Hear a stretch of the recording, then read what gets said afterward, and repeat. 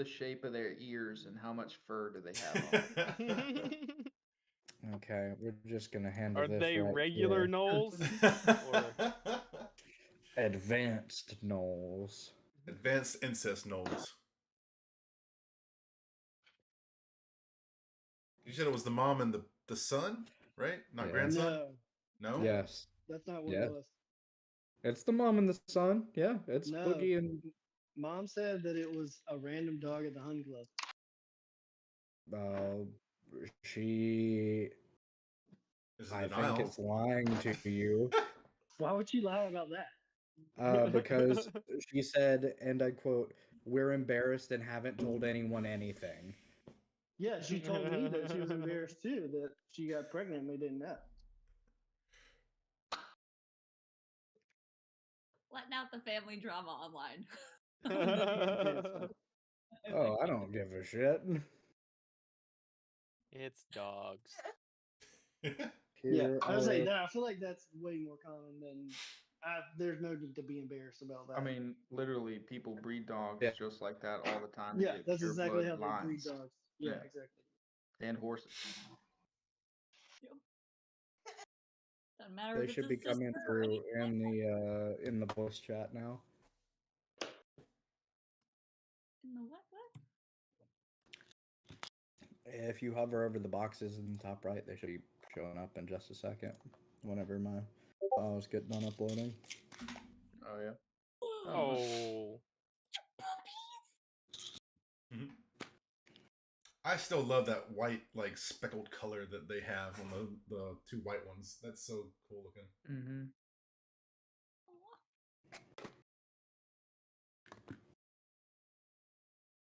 Yeah. Are they loud? No, not at all. Not yet. I have to say there. Give it time. Wait till they find their voices. Yeah. All they do right now is whine. You said the mom doesn't want to have anything to do with them yet, right now.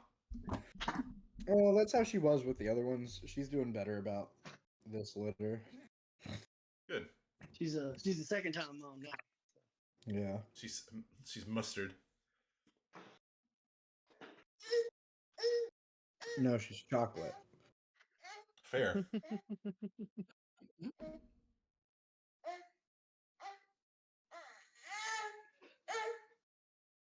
Son.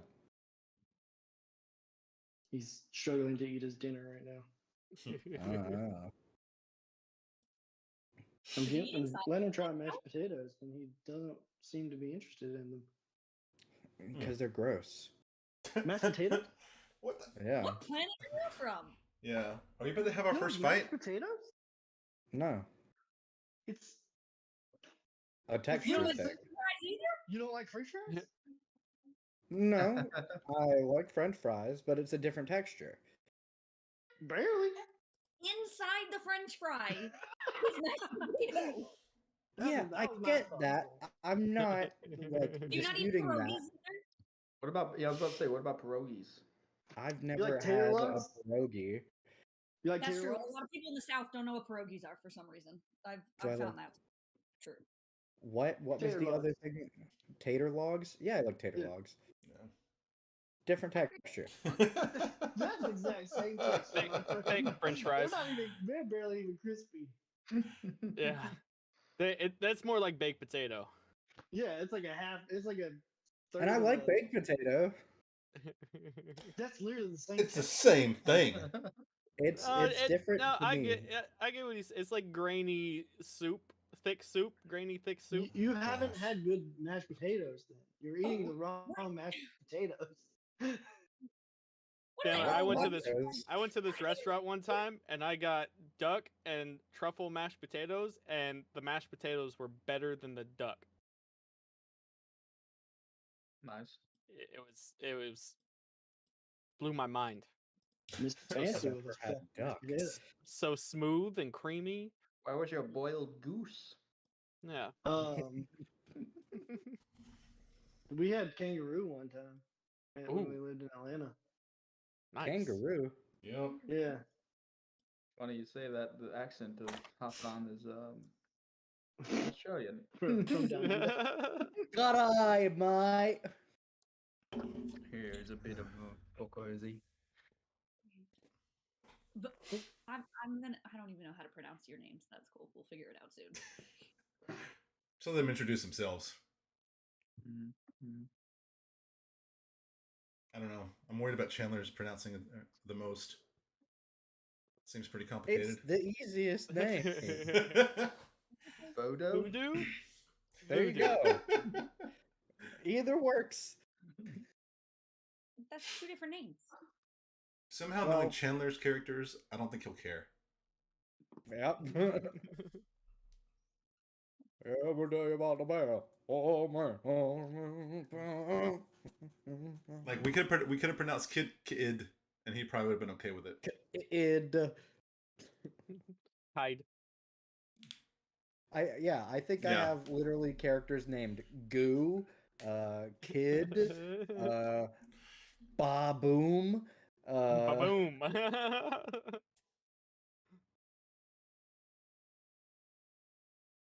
yeah. I'm not very picky about my names. This is for this campaign, right? Or is somebody else joining? I said, is this it for this campaign, or is somebody else joining us? No, this is it. Oh, this is Brendan's it. taking time off to. Yeah, if y'all are ready, I think I'm about ready. Oh yeah, I'm ready. All right. Let's go.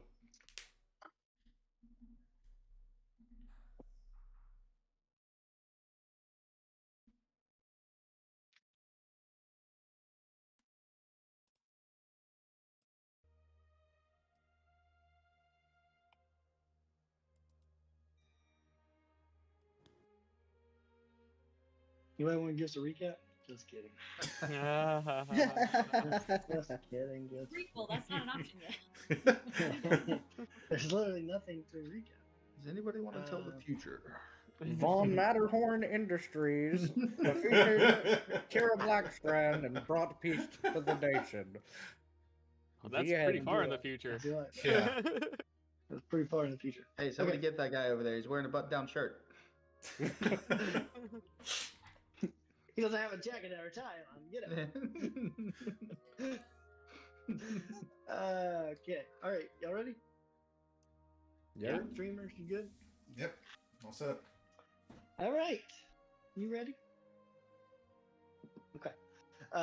So we open on a quiet, gray, decaying landslide. No sign of color around. There is a loud whirring noise and a brilliant flash. Out of the flash steps a handsome dwarven bard, a grizzled but gorgeous man, a poised, fiery elven woman, a tall, shaggy furbolg.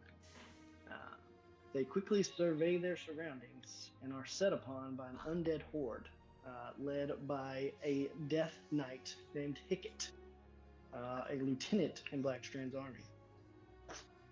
The group immediately tries to parley with the death knight and his controlled hordes. Hickett says nothing, just points toward the gnarled-looking castle in the distance. This is Castle Blackstrand, an ominously large castle that casts a shadow over the decrepit town and torch lands below. Once they arrive at their audience with Blackstrand, he offers them a simple ultimatum: join or die. The new arrivals, clearly underestimated by the Dark King, spring into action immediately. Bard busting some epic battle music while the haggard-looking fellow transforms into a gnarled half-tiger, and the elven woman and Furbo go back-to-back and starts firing off spells. They're able to hold their own against Blackstrand and his Kingsguard until Blackstrand summons an overwhelming amount of undead to join the fray. The Bard knows when to make an exit and is able to teleport his allies out of there in the nick of time. After an attempted counterspell by the king is countered by the elven mage, the party escapes the throne room. The party travels through this bend in reality before crashing to a table of a small rebel war room. They land on top of each other, and they look at their future allies in this fight. And the Dwarven Bard says, "Hi, I'm Bert, and we're the Hooligans." Cut to a montage of the Hooligans building up the Rebel Alliance, helping hold off the undead forces They continue to try and push south, eventually claiming a halt line and building up a blockade to hold that line. Many battles ensue and the power shifts back and forth. The rebels receive word of a desperate king wanting to land a crushing blow, and they set out to create a team to obstruct this plan and turn the tides into the rebels' favor for good.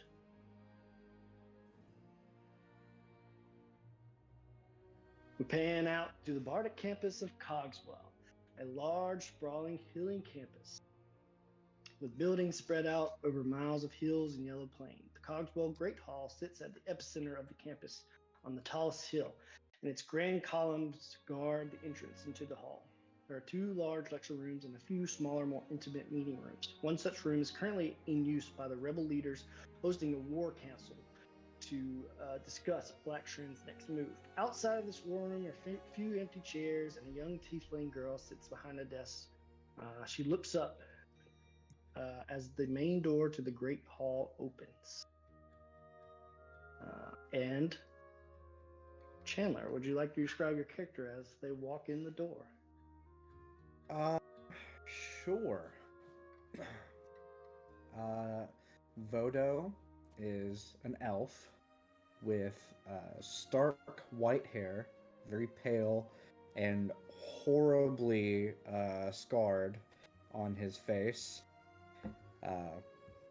Looks very gruesome.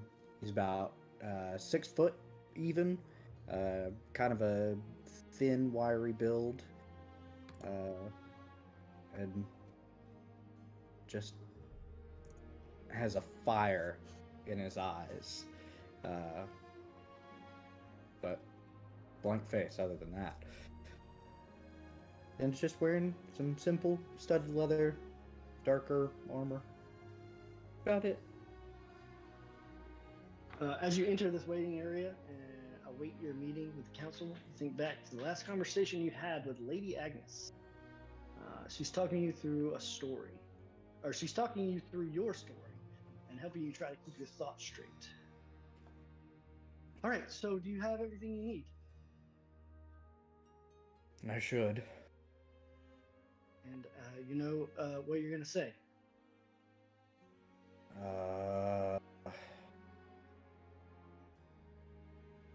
That you'll have to remind me. I would just be honest. Tell them what you remember, and you try to think back. And since your emergence, your memory has been the toughest thing to hold on to. But when this memory of the king's plans with this floating castle comes back to you, it was the strongest one you've had in a while.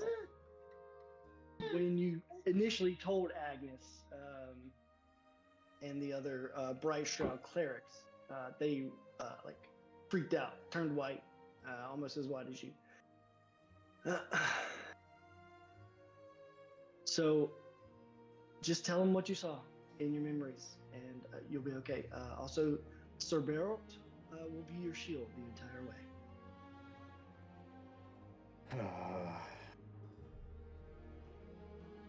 Okay, if he's gotta be. And if that isn't enough, I want you to have this.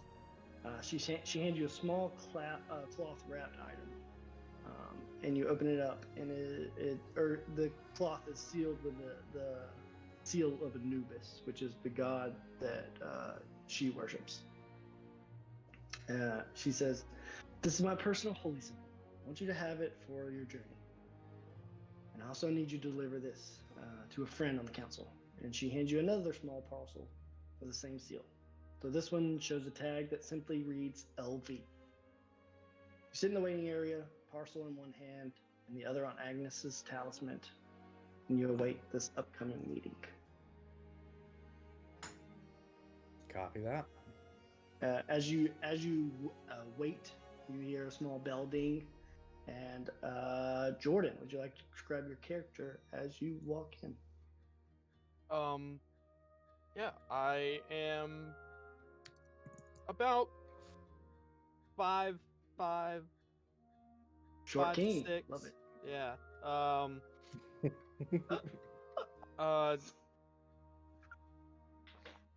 I have mandibles like you would see on the Predator, but everything is carapace in my body. Two antennae come up, and I have them tied in the back in little braids that go down the back, and then two more, just two small ones, stick up right above. Some big upper arms and some smaller ones that come out and kind of sit under like this on the other side. 4 total. I have some tethered clothes on because the spines and the sharpness of the carapace tend to cut them when I move, so it's not full like clothing, but it's a bit of patchwork. And the color of the shell sort of shimmers in the light. You see this slight bit of translucent film over the top of all the shell, where you see that it's a bit raised from, where the hardness is. It's sort of filmed over a bit. And yeah, walk in. My knees look a little different. They don't bend the same way yours do. They bend in an opposite direction. As you walk in, you see your friend Ash Grin, the young tiefling girl. She sits behind. She smiles and she says, "Oh, with that guy," and she gestures to Bodo. What up, Pedro? As you walk over, you think about how you got here. Think about all the times that you thought that those that thought themselves, that's a confusing sentence, themselves to be superior to you, told you would go nowhere in this line of work with the temper that you have. Years of struggling to prove yourself and holding back until one day you met around Cogswell, who liked to play his music loud and thrash about. For years, you and him traveled about on adventures, tearing up taverns and towns, and he helped you harness your anger and how to utilize the music to focus it. One day, you received a note from your pal that just said, "You're ready. We'll meet again, and I'll tell you my true life story." This was about the time that Blackstrand's influence could start being seen deeper south, and you were approached by General Jin the Whisperer to join her ranks and help free the people, help the free people fight back against the evil tyrant. To say you proved the haters wrong would be a huge understatement. Quickly rose up the Maven ranks and gained quite some renown. Eventually, you received a summons to appear before the Rebel Council for a special assignment. This was it. All your hard work was paying off. You absentmindedly walked about the Cogswell campus till you realized you were back where it all started. Sorry. Where you once met your friend, and you hear a familiar voice say, "Is that my old pal, bro?" You look down and you see your old friend Lemming smiling up at you. What you been up to, friend? In his mind, he hears, just, living the life, defeating the evils that there are around the world. Well, that's great to hear. I knew you had it in you. And you kind of go about for, an hour or so about your training and rising up through the ranks. And then he goes, "Well, I guess it's my turn." And he says, "You see, this whole place belongs to me." And you think back and you kind of are like, "I don't know if I really believe what he's saying."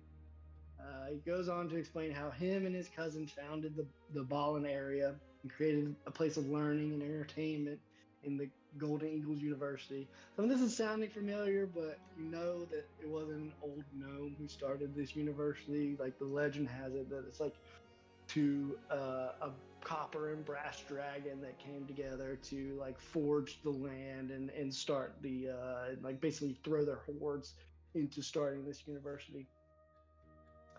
And he's after you talk for a bit, he smiles and says, "Well, you better be off. Your big meeting's coming up. Here, take this. It should help get you where you need to go." And you're a little confused by him saying that, and he hands you a bottle with a metallic-looking potion, almost a copper color. And you look at it for a second, and try to figure out what it is, and you go to ask him what it is, and you look up, and he's nowhere to be seen. And you kind of look around for a second, and in the distance, you see a huge copper dragon flying off, and you hear old Lemmy's laugh echoing over the hills.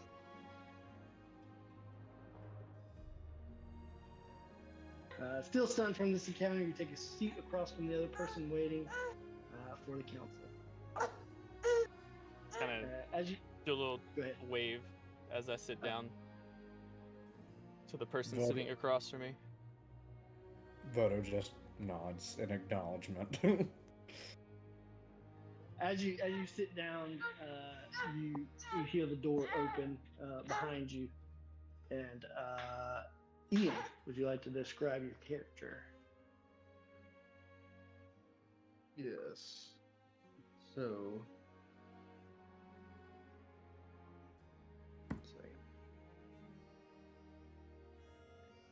Yeah, so you see a slender cloaked figure, has translucent green and blue scales for skin, of what you can see of his skin. It looks like murky blue water camouflage, that type of like if you had like a skin suit on to camouflage you in water. That's what it kind of looks like. He wears a green embroidered cloak, dark leather pants and boots, and the boots kind of have some green and brown moss like growing on them, like living on the boots. His cloak, he wears it up and it covers his head most of the time. You can see a little bit of the violet white hair sticking out from underneath, and kind of covering his fluorescent yellow slitted eyes. And a little tongue comes out, goes back in. He carries two silver and black rapiers. They're both attached to his hip. And it looks like a utility belt around his waist, kind of hidden under the cloak. And from his torso up, it's all like strapped black and brown leather that make his like chest piece. And hanging from like little bits of it, there's different items, like maybe a vial, a green vial of something, or a knife just like tucked in on one side. And yeah, they kind of sway when he walks back and forth. You walk in, and you're greeted by Ash, and she leads you over, and you see these two kind of extraordinary looking characters seated, and you kind of look at yourself, and you're like, is being extraordinary a prerequisite for this job? You kind of chuckle to yourself. And as you're taking these two in, you slink in your chair, and you think back on how you, of all people, ended up in a place like this. You're walking down the street of Quaitesbury, tossing a coin up, thinking about the last job you performed. You're contracted to travel to the Heart's Reach Harbor and take care of some business. You don't usually question where the money or job comes from. You just do the job if the money's right.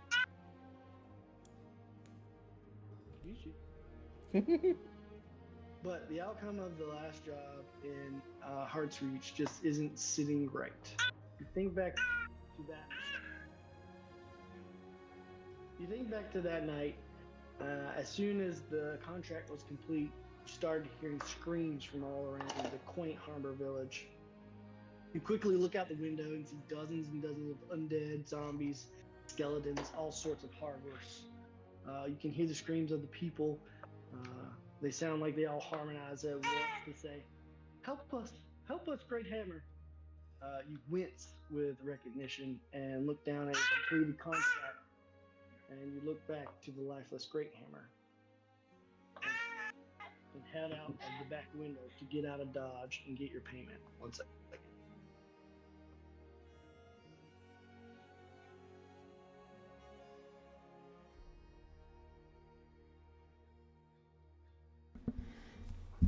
I can just listen to backstories. I'm having fun just listening to these backstories so far. Yeah. Yeah, this is good. Mm. I forgot to say my smaller arms are sort of folded and holding two handles, but you don't see what's attached to the handle. They're under there just holding two handles crossed at all times, basically. That's fair. I also forgot to mention I have a giant pair of what looks like scissors hanging from my hip. Oh, nice. Like giant, or like the kind that you cut ribbons with? Like, no, like A ribbon cutting scissors. giant scissors. Yeah. Nice. I declare this wizard shop is now open. It's actually a double-bladed, but they fold up to make it easier to travel. Oh, is it Oh, like? that's Is that cool. like a? Was it a Kill la Kill? Kill la Kill? The anime? Eh, Oh, I haven't watched it. yeah. same. They battle with like one end of like a scissors that have been broken. Oh, I've Yeah. Yeah. No, they just fold out into the double-bladed That's cool though. I like that. guitar. Hmm.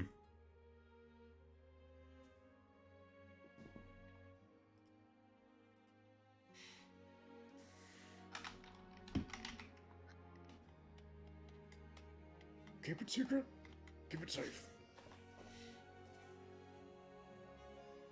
Hmm. Somebody's cooking something. It smells fucking good.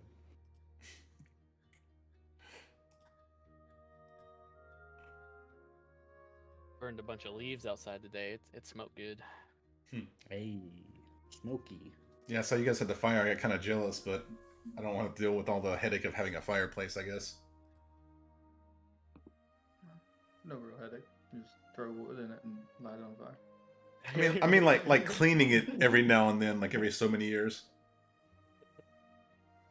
Well, you already have to clean out your dryer vent every couple of years. Because if you don't, your house will catch fire. Luckily, our dryer vents directly outside. Hmm. Like, there's a small tube like on the back of our dryer, and it goes just a small ways, and then outside. That's very That's true, Tal. awesome. You guys need to come Yeah. see a house That's so the you can best way to actually do tell it. me where to put this stuff. Mine did that in Georgia, but make sure that stuff doesn't get caught up there. Otherwise, Yeah, it will and the little- absolutely not work. Yeah, the little Like, if you flap. relax Yeah, the little flappy thing Mhm. outside. Yeah. Yep. Yeah, the flappy thing gets stuck. Or clogged. Yeah. I was like, why are my clothes drying? That's fine. 'Cause I they haven't got all checked that. I probably need to go check that. Huh, it rains and you're mm. like, oh, the stuff is just stuck there. Oh, I had to clean out remember that clogged area of the sink? So we have a his and her sink. Tor's side was clogged. So I put Drano, which made it go down, and I unscrewed the thing and pulled it up. I was like, wow. It's like a huge hairball thingy. I swear I've seen it move on its own. You need the tub shroom cover. Ugh. Those things are magical. Yeah, I want one too. Drano doesn't do shit for a bunch of hair. Nope.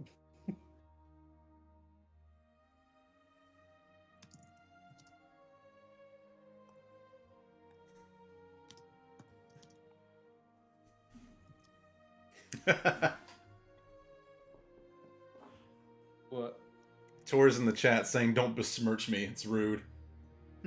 And yes, I am by far hairier, but by now in my 30s, I've learned how to negate that clogging. Okay,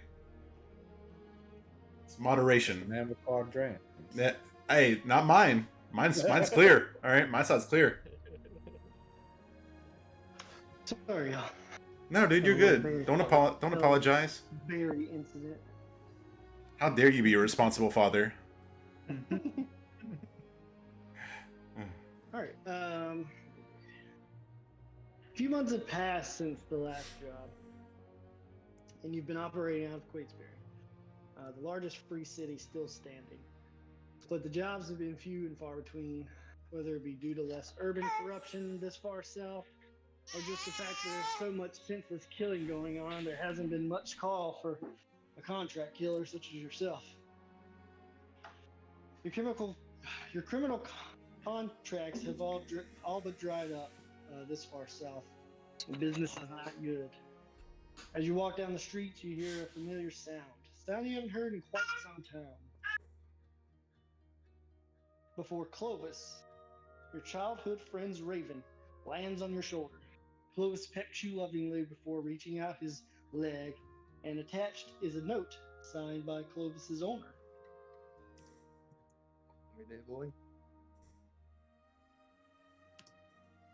The note says, Host, been ages.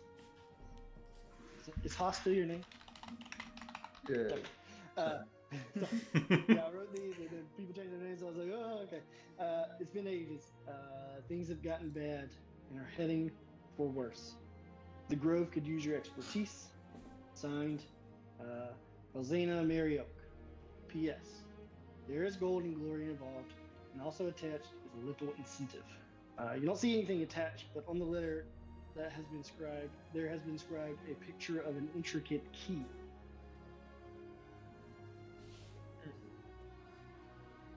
Yeah, you reach your hand to the paper, and as soon as you touch it, the letter starts burning up and leaving a rather large, solid, heavy iron key in your hand. Oh, that's cool. That is pretty sick. It's more coming useful. And you take your seat and kind of just sit and think about that. And now there's 3 of you in this waiting room. I'm just All right. eyeing everybody up. Yeah, Looking as at you all, exits. yes. As you all are taking each other in, you hear another door open. And this is Kagan's character. Do you want to describe yourself as you walk in? Sure. You see about 5'8" Owlin enter. Kind of a weathered blue wizard hat on. It's got a hole right here. Looks like it's been scorched, like through maybe. Has a crack on the left side of his beak going up from the little beak part up in the middle. As he comes in, you can tell he stops. His eyes dart around really quickly, like he's taking everything in very fast. So you can kind of tell that he's a little seasoned as far as like assessing things. He's wearing like a bluish silver, robes. You see underneath the back part of his like duster robe thing, you can see his wings kind of fluff like that to get room, and has a staff. You can see a wand on his belt and a hilt. Small dagger on the other side. Doesn't look overly threatening, but you get the sense of like an inner power in this guy. Walks up to the desk, nods to the tiefling. He's like, "Well, good morning, darling. How are you?" She smiles and she says, "Oh, doing very well. Thank you for asking." I'm not late, Emma. No, you're right on time. You kind of Perfect. look around this great hall, and you take it all in, and you've been in learning institutions before, but there's just something about this place that just seems a little braggadocious. You kind of scoff to yourself, and you say bards. You are carrying a large package given to you by your handler. As you talk to the clerk, she offers a hand with your package. He's like, "Oh, do you need a little assistance with this?" I think I'll be okay. Thank you, though. Very kind of you. All right, right this way. And she points you over. And as you kind of walk over and take in the scene ahead of you, you think about the last talk you had with your boss. You had just arrived back to the library after another successful Realmer mission. You walk into the Grand Archive to return your gear, and you see Keeper Hal behind the desk. He says, "Hey, look, there he is! Oh, there's the fluff ball!" And he kind of gives you a little hard time. You guys got like a friendly relationship.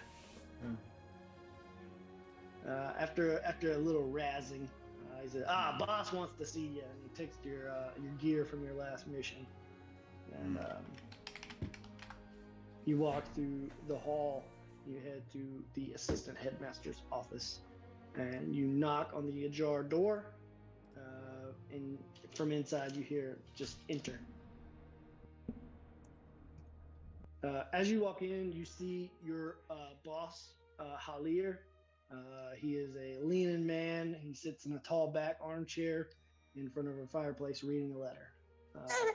He beckons you to join him in the adjacent chair and offers you a glass of brackish brown liquor before going over the details of their next job.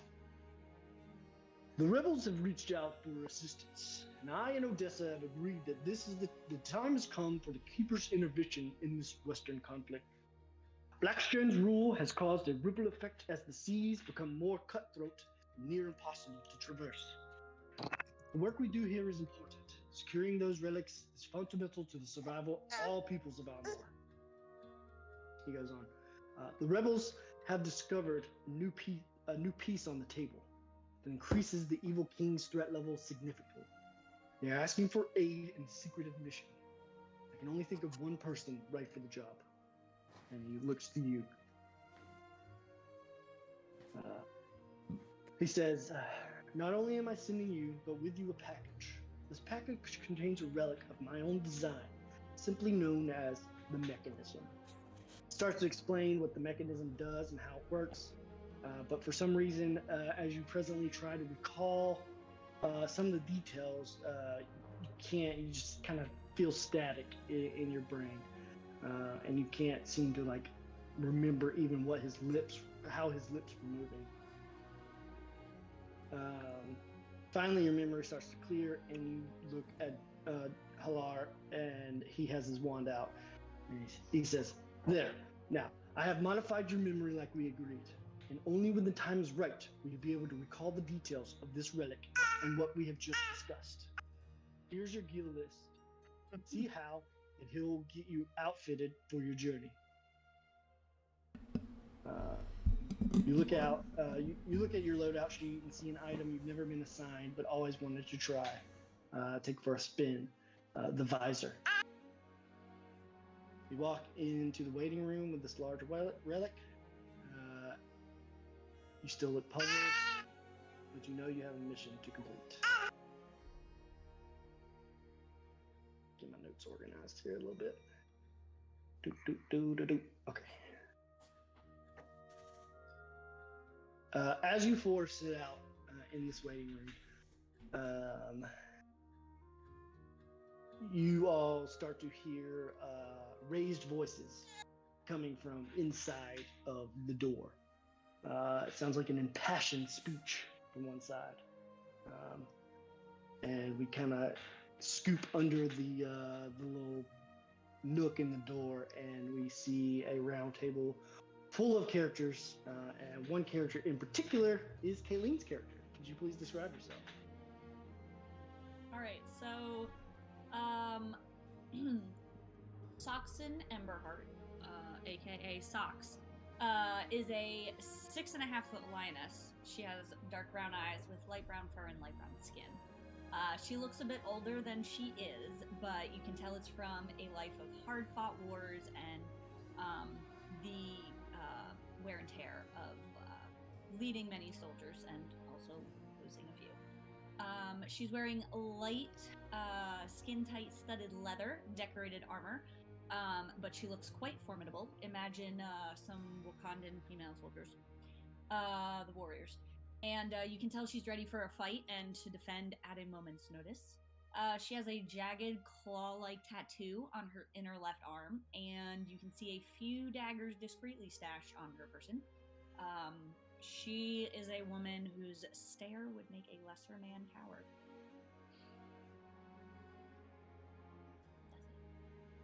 And you are kind of set off the table, not really in the current fray. And you sit here and you listen to two boisterous dwarfs go back and forth on the most optimal move. One suggesting taking to the seas, and one suggesting stand the ground and push back. All the different generals go back and forth, and you just kind of zone out, thinking of your more adventurous times. You look over to your former mentee, Callie. You can't help but be proud of the leader and warrior she has become. She goes toe-to-toe on an issue regarding preserving the helm. They move on to the next item in the agenda. Bert addresses the group of three that he seems the most familiar with and discusses what their next move is. The elven woman called Faith talks about how their travels to the northernmost free cities to garner allies and see how to support those living so close to enemy lines. As she finished, everyone looks around for any objections. No one pipes up, and then Faith, Zoltan, and Shiggy get up and leave the room. You four in the waiting room, you see the door open, and you see a graceful elven woman, a kind of haggard-looking man, and a shaggy-looking furbog exit. And the elven woman, the grizzled man says, "Not quite yet," and he closes the door behind him. And then Bert continues. And finally, we need to discuss this mission. We have the potential operatives waiting outside for us for a full briefing. But if Agnes is to be believed, this is our top priority. He looks around for any comments from the group. Goldteeth speaks up. Aye, why are we trusting this mission to a group of unknowns?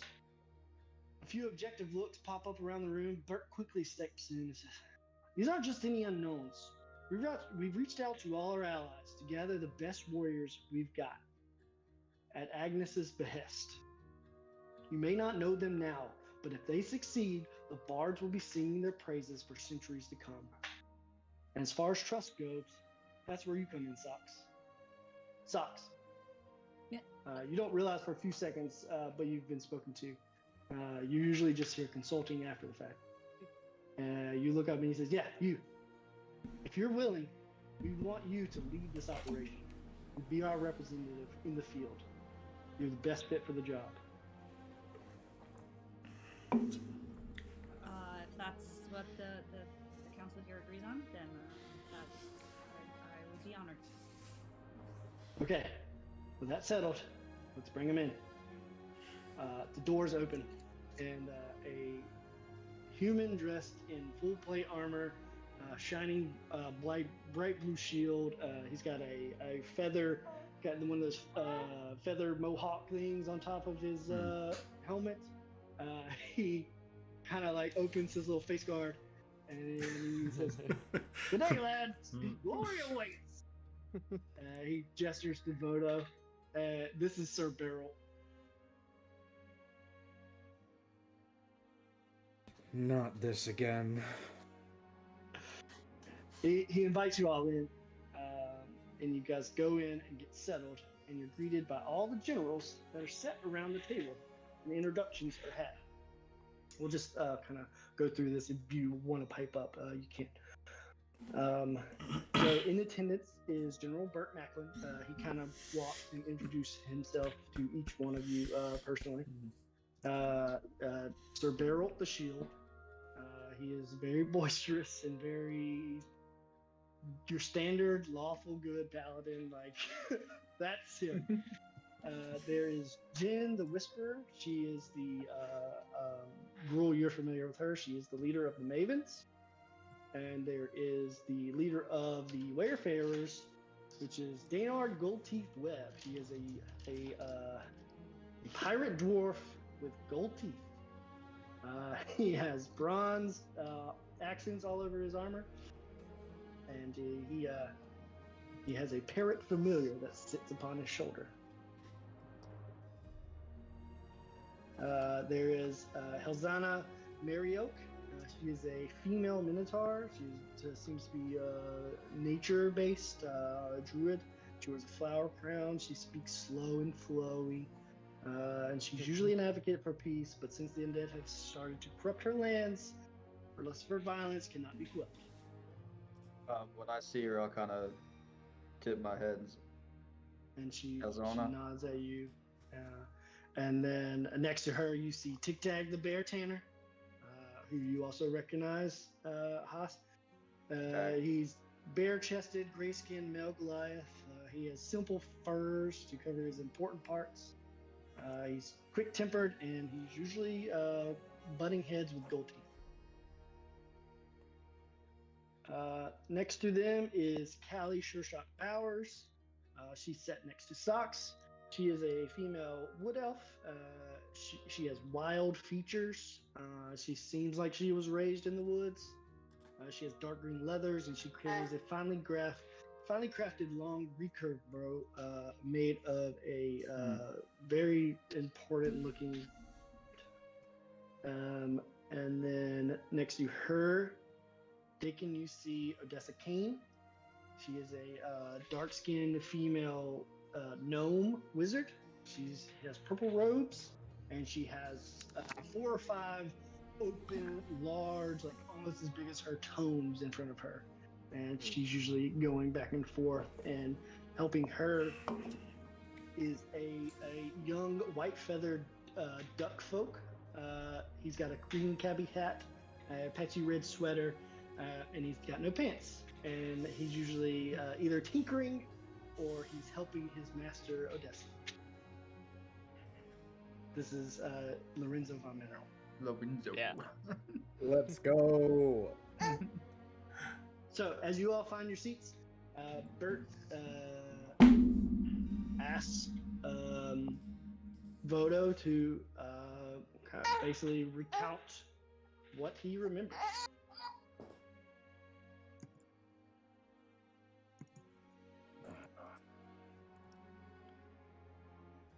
I remember a plan.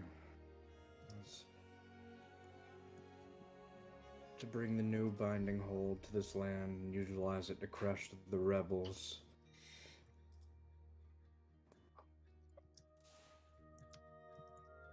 Apparently, it's a castle that's being transported from another plane, that it floats in the skies, and that it will bring untold horrors to the living.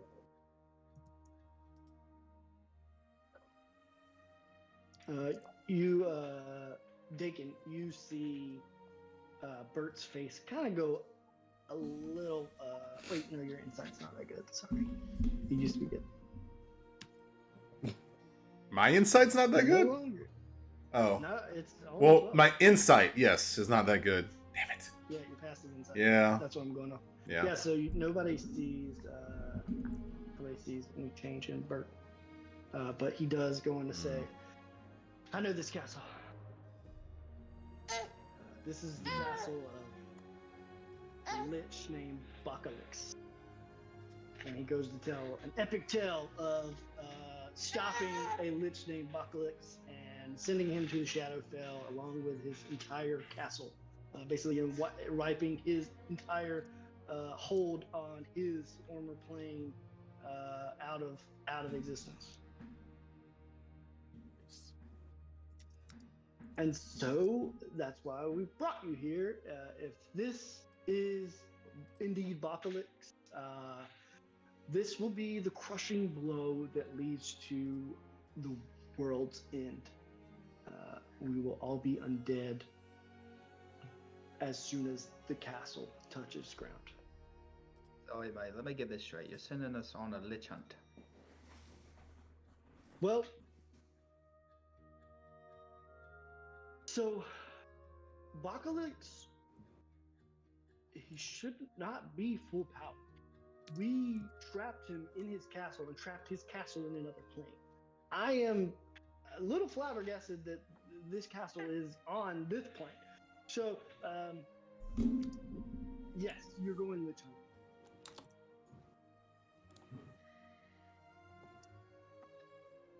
What's a coin?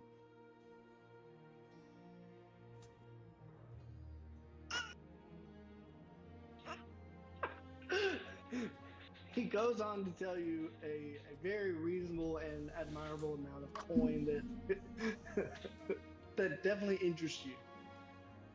Sorry, I forgot to. I forgot that I wrote the part about gold. Yeah, there's definitely gold involved.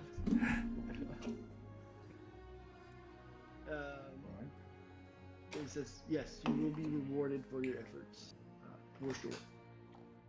Yeah, that might do. That might do. Toss hears in his mind.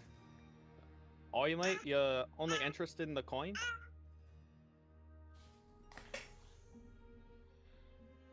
Not much else.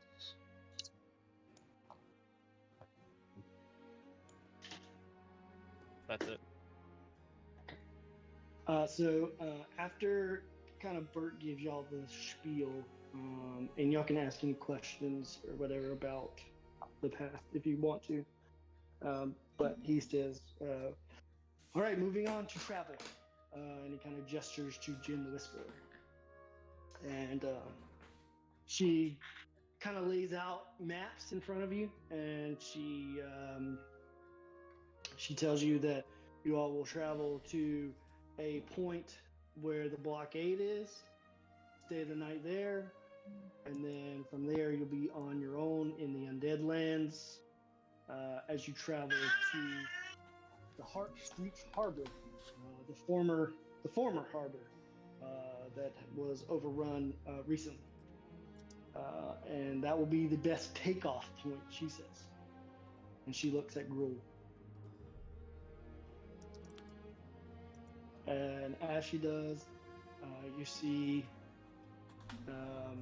Gold Teeth start handing out harnesses to all of you. Now, what's this here? What do we need these for? She'll hear in her Gruul. mind, Go ahead. is there I'll be right something back. I'm supposed to be doing? No, it was to her, but yeah. It's okay.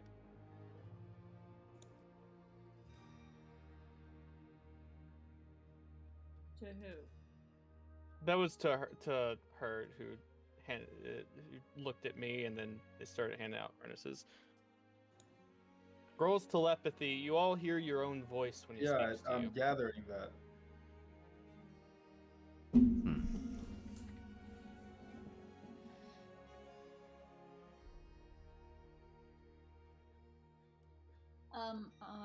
What are we supposed to do? What are these harnesses for? In your head, Jin replies back. These are the potion that you were given. Did you not figure out what it was? I did receive a potion. I didn't know what it was. I didn't look. It was so quick. I didn't know what it was. Lemmy didn't tell me what it was. Okay. She chuckles a bit, and in your head, she kind of tells you about the potion and what it does and the purpose of it. You To see, you see, Grohl's body sort of shakes a little bit, and you hear sort of like a locust sound for a second, like that grasshopper locust sort of noise, and then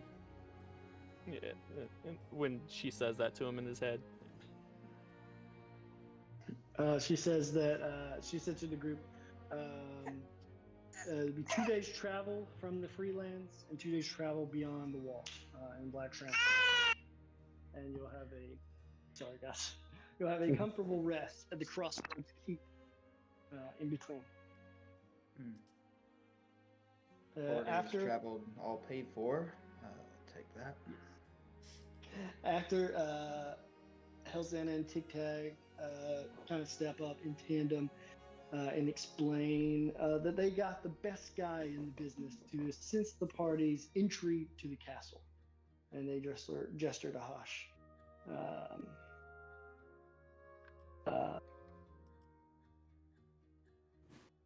I'm sorry. I'm gonna need you, sir, Mr. Burt, sir, go back. What? Why? I've never heard of this Hosh dude. Why don't I know about him? Hassa Satilian. If you know about me, you're soon to die. And Callie kind of pipes up, and she's like, "You haven't heard about him because he's a low-life criminal that kills for money." Oi, mate, pipe down over there. I do just work for just cause. Now calm down, everybody. There's no need for name calling. Everyone here has some sketchy past, all right? Did I get handed a harness? Yes. All right, and what is this harness for? I clearly, these people know more than I do about what we're doing here. I was just sorry. informed of it. Sorry, you'll have to forgive us. We're trying. This is Jen. She says we were trying to keep everything secret, so we kind of made the plan in different steps. That way, nobody knew everything. But In her head. now. Go ahead. Oh, sorry. Go ahead. She'll hear. You'll be riding on my back, dear. Excuse me. In socks. Say that again. Yeah, in Sox's head. Yeah. You'll be riding on my back. The hell I will. And so who is in charge of this mission? Who is leading this group? Bert kind of looks for a second and he says, that would be you, Socks. Uh-huh. Okay. It would be very helpful if I would have known all of this beforehand. It's really not helpful for me to learn all of this after the people I'm leading learn of this. So you and I will be having a conversation here shortly. Yes. We do apologize. Secrecy was the key here. And Sounds like you pissed the young Sheila off there, Bert. And he kind of looks Secrecy sheepish before That's looking to wonderful. Odessa, pleading in his eyes, pleading for her to proceed. Odessa starts talking about. The keepers have provided a mechanism to send the castle back from whence it came. And as she says floating castle, she looks to Dakin, and your memory instantly comes back to you. And you are reminded of the purpose of the mechanism. You hear in your Jalar's or Halar's words echoing you. Place this at the center of the castle. I hope this is my voice. And it will send everything within a 5,000-foot range to the plane between the planes. It will be harder to retrieve from there, and hopefully we will not have to deal with this again. So I believe that this right here is supposed to help with getting rid of this castle. I'm going to put the mechanism on the table and kind of slide it a little bit, and then I guess, is it in a satchel of some kind, I'm guessing? So it's just like a smooth box, and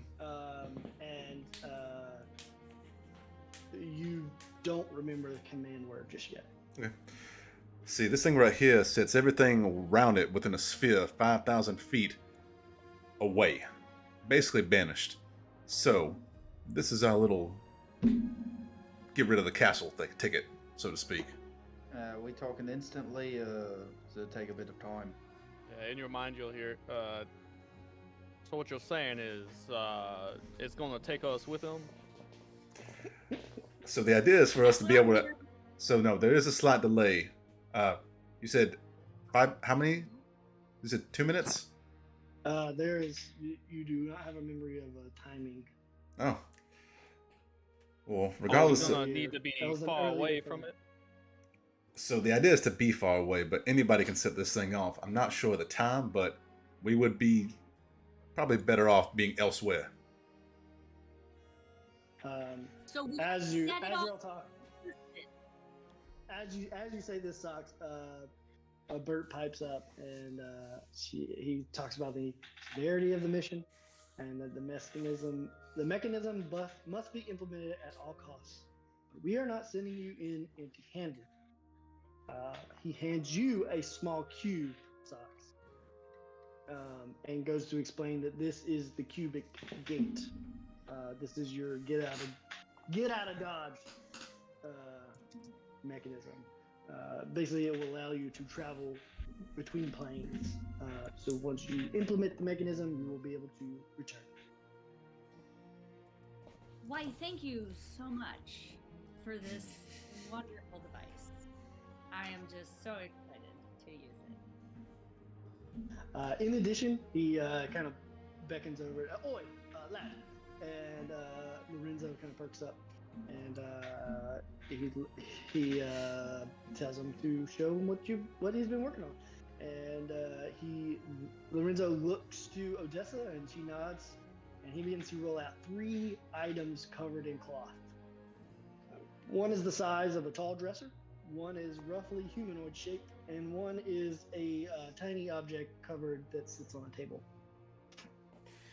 And he lifts the first curtain, and it is a cabinet filled with these black, gnarled-looking weapons and arcane focuses. And he, this here is this is our stock of corpse-slaying weapons.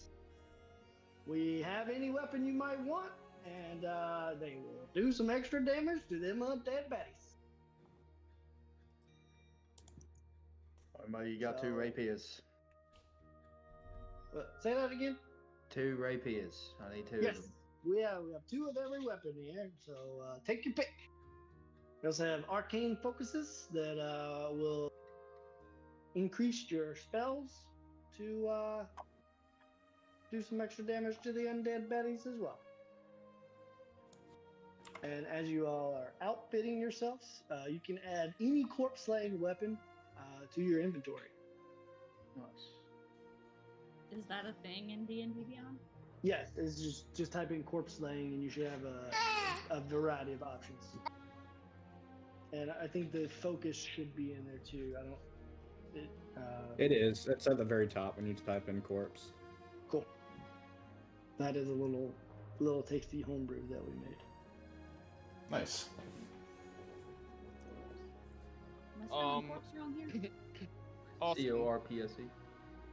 Uh-huh. Would I be able to take 2 of the battle axes or just 1? You get to.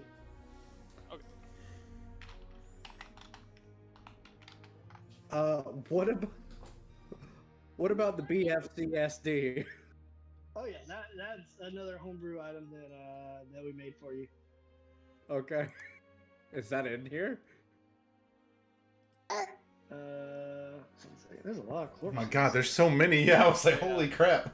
Yeah, it's Who are you people it's at the finding very corpse-slaying bottom. It's a rare item. Do you not see it? If Okay. you click inventory, Yeah. click your inventory, and then click manage inventory, and then Type it in under the top filter section. at the top, type corpse, and it'll bring it all up. CORPSE. Make sure none of the things are checked, like armor, potion, ring, or whatever. Nothing? Can you share your screen with us? Yeah. Or I can pull up your sheet actually. Hold on. I forgot that I'm DM now. Yes, please show me. I don't know. This What am I this doing wrong here? this laser rifle is looking pretty sweet. Oh, none of The that. antimatter None of rifle? that. None of that. Yeah. This is in the past. None of that exists. It's okay. I got this, guys. Give me 1 hour. Oh, that laser pistol. Okay. Let me have proficiency with that. I'm so confused. An automatic pistol? What? This is gonna be easy. That is weird. It's not It's not showing working through here. anything. Thank you. I Uh, feel better now. Check what sources she has on. See if she Yeah, has that's what homebrew I'm turned on. Oh, yeah. But not all of them are homebrew. Yeah, that's weird. Some Official. they should be coming up. At least some of them. Let's see, homebrew, Critical Role. Oh, I don't have homebrew content. Well. Even then, some of these corpse layers are like normal items. Yeah, you should be able to see everything. Oh, I got 1, 2. Turning on homebrew, I got an arcane focus and some daggers. That's it. That's so weird. Do I Wait, just need to turn on all? refresh. Refresh. I think this is a Critical Role thing. So. Oh, I don't know if I had that turned on. Give me the corpse objects. Also, they're not gonna automatically add your pluses and your extra dice that you can roll in D&D Beyond. You just need to click on it and you'll see. It will add the bonuses. You have to attune to it. These are all attuned. Oh, attuning. Oh, Yeah. okay, gotcha. Okay. But it won't roll the extra damage. You'll have to do that. Okay, so I can only take I one of got it these. now. Thank you. That was the problem. Yeah, you got it figured out? I Yeah. did. Thank you. That fixed it. I didn't have it all turned on. Nice. It's all good. Now you can see. Oh shoot.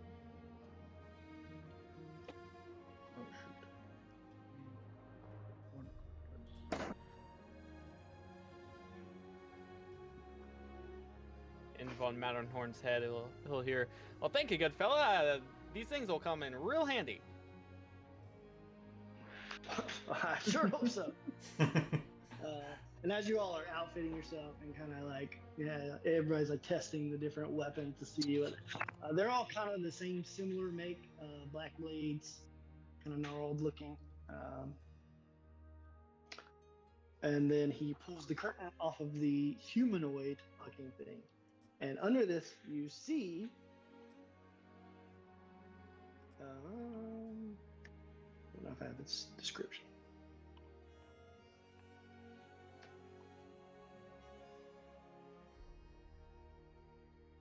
Should have been more fair to. Here we go.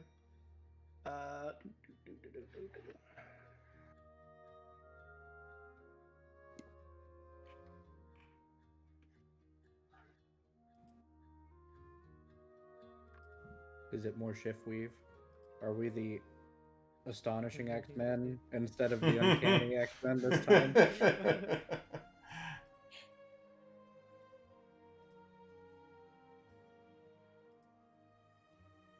X-Force. What? Oh, wait. You'll see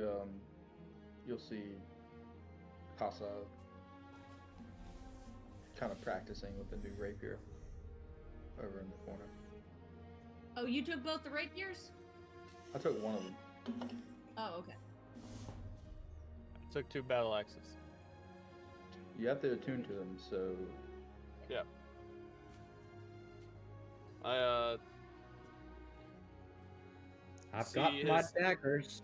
His small arms unfold and drop 2 battle axes, and then grab 2 out of the others and fold back up into the space where they were. Jordan, you're gonna. Razor flying corpse. Oh, you damn straight. I literally have the thrown weapon fighting style, so it's all I do. Yes, Lady Agnes warned us you were coming, so we kind of whipped something up for you. Thank you. 1 second. Jordan, What you're are you gonna. saying, Cagney? Jordan, you're gonna hear inside your head. Well, those look like they are come in real handy. Kind of looking at you, and you're gonna see him looking at Dakin looking at your smaller arms on your midsection. You can do telepathy or sending? Mm-hmm. Nice. I can do telepathy. Nice. Oh yeah, they come in handy when I need them to be. Most of the time, I just keep them tucked under my arms. You're just gonna see them. They can kind of be like,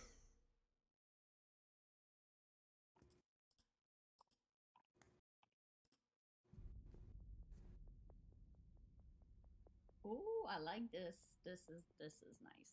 Also, Austin, I don't know if he's still here or not, but that cube I need to add to my inventory. I have no idea what it is. Cube. Dimensional It's the travel. cubic gate. Mm. Cubic gate, found it, thank you.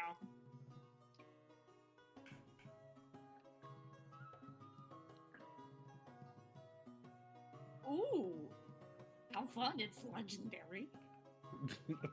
I was like, I don't know what that color is. Freaking awesome. Oh. Dakin, what's your passive perception? Passive perception is 22. Freaking cool. He hasn't told us what the other things are, right? Okay, never mind then. Okay. Does anybody have a Hello. passive higher than 22? No, Chief. No. Does it need to be higher than a 22? Yeah. it does. Holy shit. Damn. I'm about to text You you. sure you're only looking? Oh, okay, okay. I may have big old bug eyes, but I ain't seeing shit.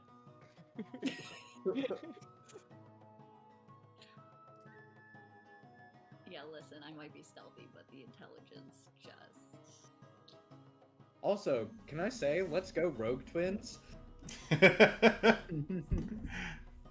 Are you guys both rogues? Let's do it. Nice. Wait, are there 3 of you rogues? Do we have 3 rogues? No, I thought it was just me and Chandler. Should be. Oh, Ian, are you not a rogue? I am partly a rogue. Oh, Yeah. never mind. Oh, 3 rogues! Yeah. Let's go!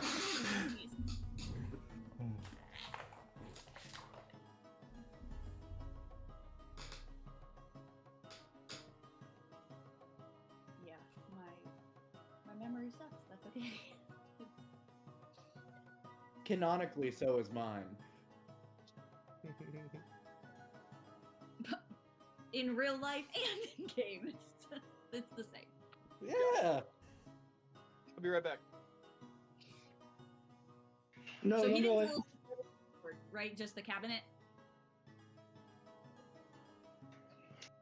Or did he reveal the other 2 things under the thing? Not yet. He peeled Okay. the sheet off of Yeah. the second one, but we haven't seen it yet. Yeah. Oh, look, there he is. Yes. So. Oh wait, I'll wait for Jordan. I just messaged you in the Facebook group, Austin. Okay. You can send me in your channel if you want to send me private stuff. Oh, right. Okay. Oh, yeah. oh, that's a good point. We each only have access to that. Dude, I am a fan of this rapier, let me tell you. You said there were 2 of each item in the cabinet, right, Austin? Yes. And you only took one of the rapiers, correct? Ian, you said? Yeah, I only took one of them. I just checked. I took a rapier and a light crossbow. Okay, cool. Because I don't have a rapier yet, and so now I do. That is exciting. It's the best weapon I got.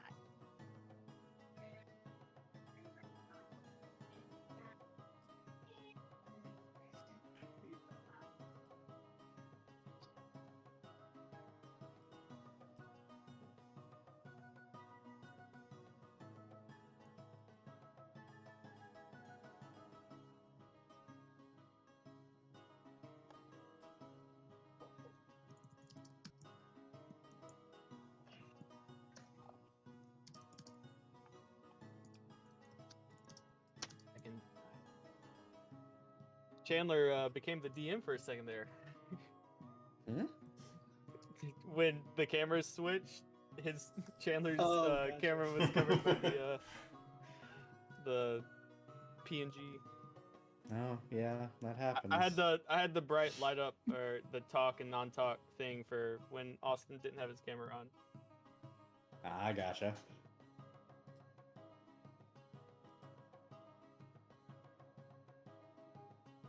Yeah, so since I speak only telepathy, to help you guys out, when you hear me speaking your own voice, I'm only talking to you. Can you talk to more than one creature at a time? I can talk to multiple, so if I'm talking to everyone, it's just gonna be like a normal, plain voice. But in your mind, you're gonna be hearing it as your own voice. Cool. Cool. So that's just something to help us out for, how. Fair. I'm getting like Ender's Game creature from you. I don't know why, but I have to look that up to remind myself what it looks like. like I don't know if there's an image for it. It wasn't in the movie, and it was just in the book. It described them as like bugs. No, at the very end of the movie, you see them. I think the queen. One of those. Yeah, those. Yeah. I mean, sort of, but not as creepy. I would say. Well, the telepathy. Here's a good thing, 'cause one. that's how it communicates, right? Here's a Yep. good one. This On guy. God, all I think of are the little cigarette smoking fucking aliens from Men in Black. That's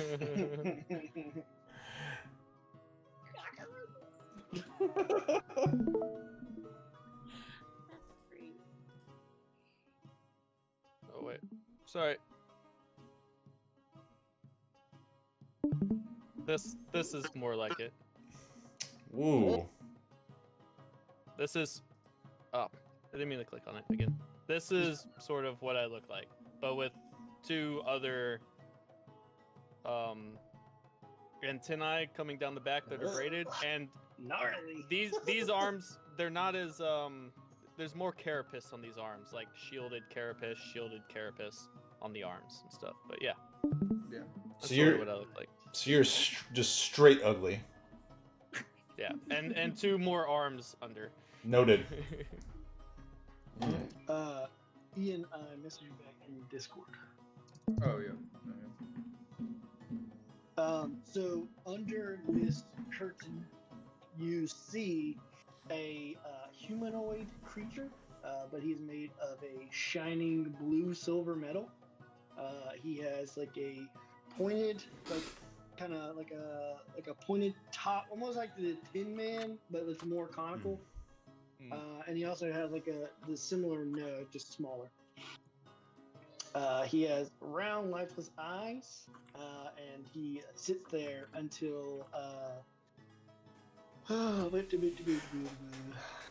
until Lorenzo asks, "Oi, mate, Voto, I believe that Lady Agnes sent a parcel for Lorenzo von Matterhorn." She sent one for an LV. That's my initials. Hand it over. Toss it over. Alright. And he, let's see what he does. He kills everyone. Yes. So, inside the parcel is 3 diamonds and a black, kind of like obsidian looking, not obsidian, what's the black gem? Oh, it's just mining Onyx. these earlier. Onyx, thank you. Onyx. An onyx, a large onyx looking gem. Hey guys, I don't know if you knew this, but that's onyx. And it is placed in. Lorenzo places it inside the. Places the diamond. He kind of opens his chest piece, and like a little, like almost like a CD kind of slot pops out, and he places the 3 diamonds in the large onyx, and he pops it back into his chest and closes his chest piece, and this Warforged character springs to life. And he kind of just like all of his parts moving at once. His hat kind of spins around for a second. His eyes nice. glow, and he says, "Personal injury emergency response repair entity at your service." Nice. And everyone goes, "Oh, this is Pierre 57. He will be accompanying you on your journey. He is your personal heal bot." Well, Hell yeah. I feel better already. I want to know why those got phased out. Yeah, for real. Where's our signature Alphonse unit? We don't have any healers. I do a little healing, but you guys don't. Yeah, I can do a little healing. That's about it. I can do a decent amount of healing. I am a paladin. Okay, Oh, okay. That's not your job, though. definitely not my job. My job's to be in there and take the hits. Oh, my job is to end fights before they begin. we start the fights. So yeah, y'all do see what you were looking at as me. I'm gray. I've turned a gray translucent color. And I had to have a higher than 22 to see that? No, Oh. you can see that. Okay.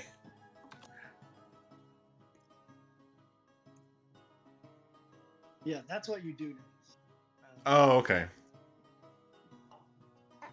So, he goes on to explain that he kind of shows you how it works. There's a little dial on his chest that can turn to heal, harm, or buff.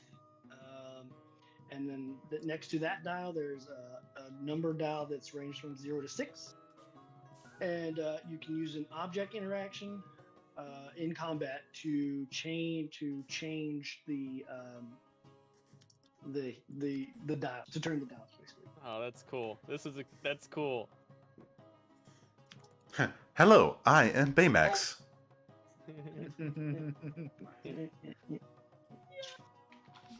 And then he also says there's a baseline function every night. If there is enough juice remaining in the bot before he has to recharge, he will create a nice little feast for you all to eat and have a good dinner. Nice. I don't know that.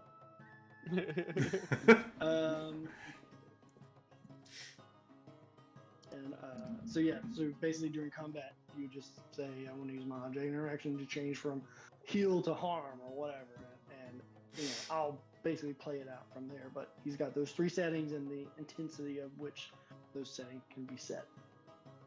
And you said it was heal, harm, and buff? Yes. Hmm. Okay. Okay, and then he goes over to and he's kind of rubbing his hands.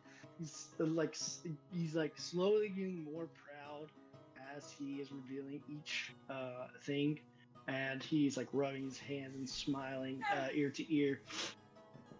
And he removes the last curtain that is a tiny object on the table, and it is a small, looks like a small, it's like a small. It's a small gun. It's a tattoo gun. I was like, And then there's multiple pots of ink, and they says, we've been studying different runes to protect from undead, and anybody would like to get a tattoo? I can protect you from undead. Let me just add it on the list. He's offering a necrotic absorbing tattoo. I take that. does that have to be attuned? Yes. Hmm. It's a game I'll of choice. try it out, but I'm not sure how it's gonna work on my carapace. Oh, we've studied that. And he pulls out like a larger gun with a bigger needle. That looks like it'll do the trick. Wait, what is it called? What tattoo? It's an absorbing tattoo or a necrotic absorbing tattoo. I'm not quite sure exactly what it's called. Absorbing tattoo, common necrotic. Thank you. Would that be in inventory as well? Yes.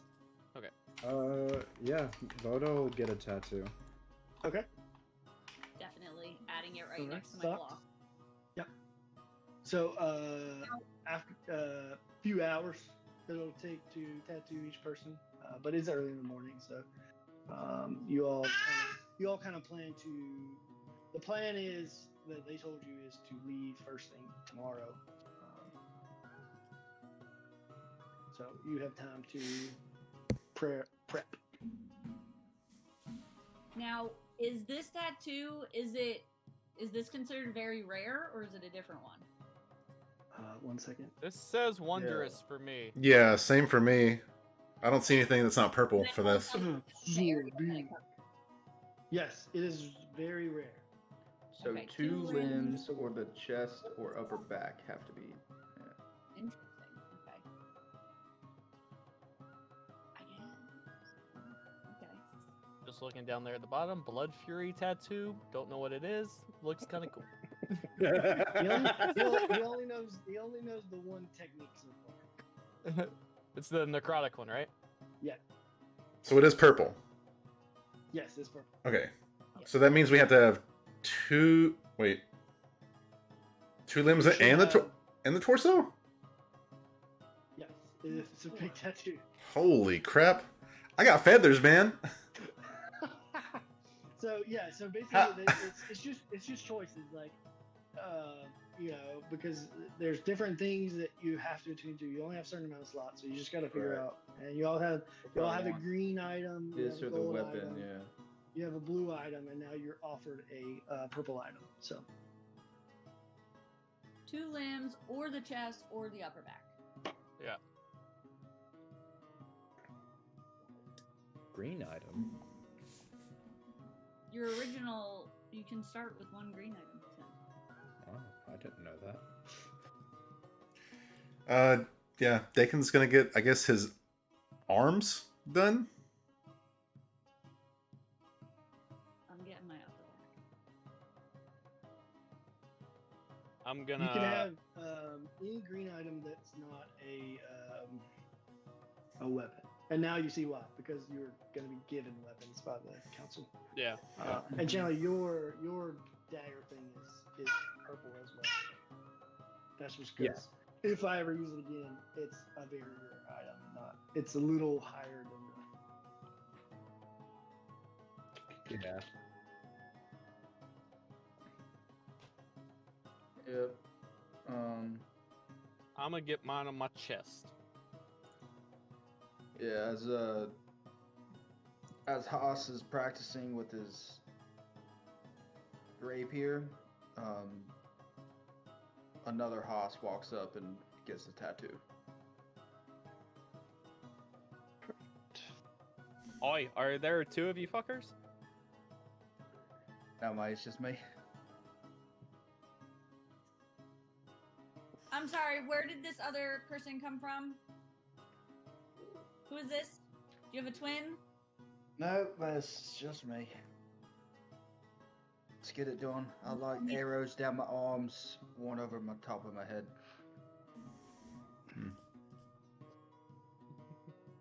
Okay. Yeah, so Chandler, Avatar. any non-weapon green item you should have access to. I think that was the only parameter I put on it, right? Non-weapon. Yeah. Yeah. Not weapon, yeah. I believe so. Ian, I don't think we get to choose what it looks like. It's the rune that he's putting on us. It's just really big. I mean, you can add flourishes to it. Customize it a little bit. Yeah. It'd be like kind of like a Tribal-ish. Samoan tattoo. They all have the similar shape, but are all different. Oh, the non-animated avatar. Okay, gotcha.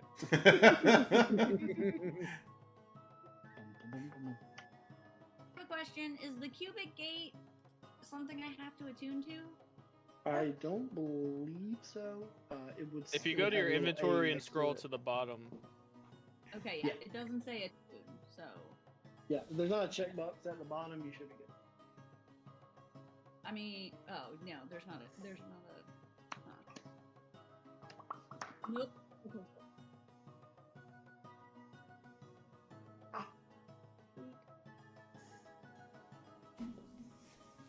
Love it. I told you I'd have a lot of exposition. I am looted and ready to rumble. Food. Yeah, I literally wish I had like 5 more attunement slots. This sucks. Oh, hey, legit question: are we doing encumbrance or no? Are you encumbered? I mean, I have mine on, but I'm It should No, be- I'm not encumbered. I'm, I'm just asking. unencumbered, yeah. I'm currently unencumbered. I didn't know if we were paying attention to weight or not. I was just. We will be. It shouldn't be an issue though. Okay. Especially I just because wanna this make is sure. just yeah. Just got to keep in mind to drop something if you do get there. Hence Right. the reason Yeah, I was asking. Yeah.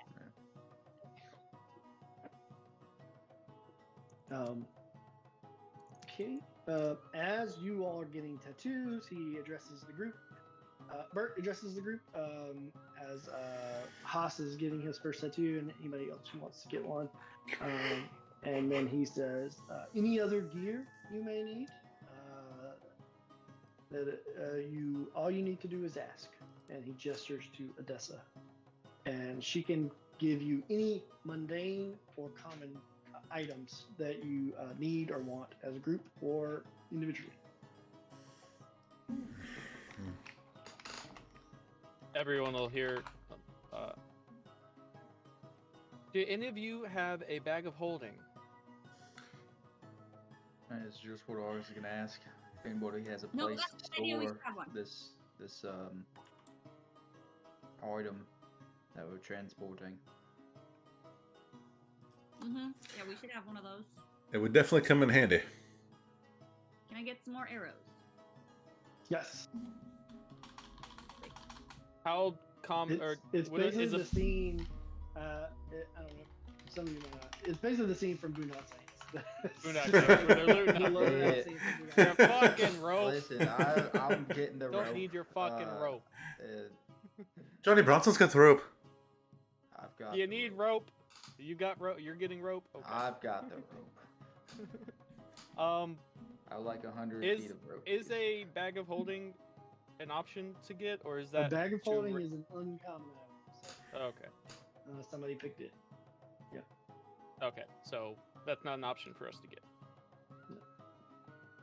I mean, I didn't know so we have a bag of holding now.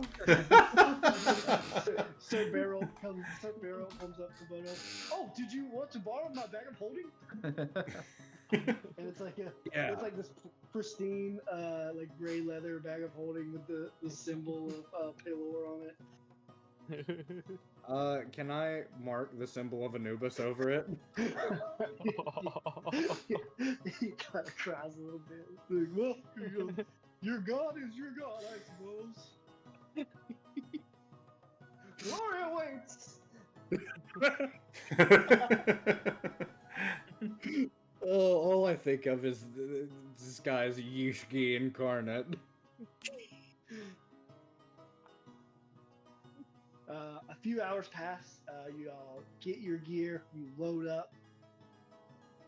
And yes, we will be using encumbrance because I've given you basically full reign of any items, common or mundane, that you want, plus some pretty BA magical items. So, yeah. So after you all get tattoos, a few hours pass. Bert returns and says, "All right, so the plan is for you all to leave in the morning. But for now, we feast." And he claps his hands together, and the war room is transformed into a banquet hall, complete with a full dinner and drink spread. And yeah, the dinner is, this is a hero's feast. So what that means Nice. is...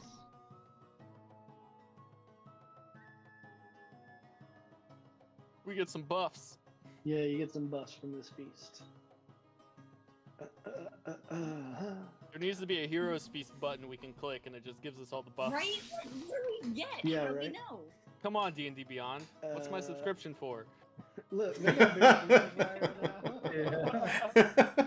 Like, we talked about this. Oh. We're like, in the conditions, it should have the good and the bad. Like, what are these additional conditions? Like, come on, give me So- some good stuff. For 24 hours. Right? Yeah. For 24 hours, you are immune to poison and immune to being frightened. Think you can edit that in your little defenses box. Defenses, you can do Yeah. customize.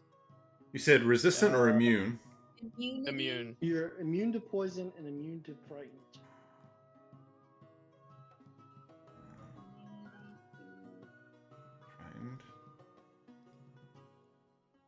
And if you're It's within under 10 feet condition. of me, you can't be frightened anyways. Well, there you go. Already immune to poison. Nice. Uh, I'm gonna you take. also, Sorry, go ahead. go ahead. I was gonna say, I'm definitely taking some potions of healing. Are they common magical items? Yeah. I mean, you don't need to if you don't want to carry it around. You have a literal heal bot. Yeah, but if he's incapacitated, you never know. Okay, I'm just taking 3. Okay. All right, All right. I'm just taking 3. So you also make wisdom saving throws at advantage for 24 hours. Okay. Mm. I think that can be adjusted as well in your Saving throws. saving throws. Customize. No, maybe not. Nope. No Nope. customizing there. Yeah, we'll just remember that one. Damn, D&D Wisdom. Beyond. Come on. Question for this group right here: is anybody not able to see in the dark? See just one in the dark, mate. I was one? born in the dark, so I think I'm pretty good in that place. Fair enough.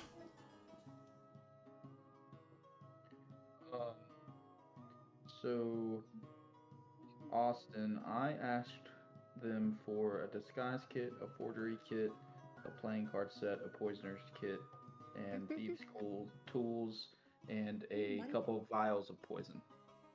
Oh, shit. All available. If they're all common mundane items, they're all. She produces them. Sweet. Basically, she has a book, and she kind of every time you say something, she turns a page and she reaches in, and it pops out. Nice. Oh, nice. Page master. That's fucking dope. Love it. You also gain. Somebody roll 2d10 for me. I'll roll one. Somebody roll another one. Yeah. I'll roll. I got a You said 3. D10? Yeah. Yeah, d10. Oh, I gotta find one first. Oh wait. Oh yeah, that is a 10. Yeah, 3.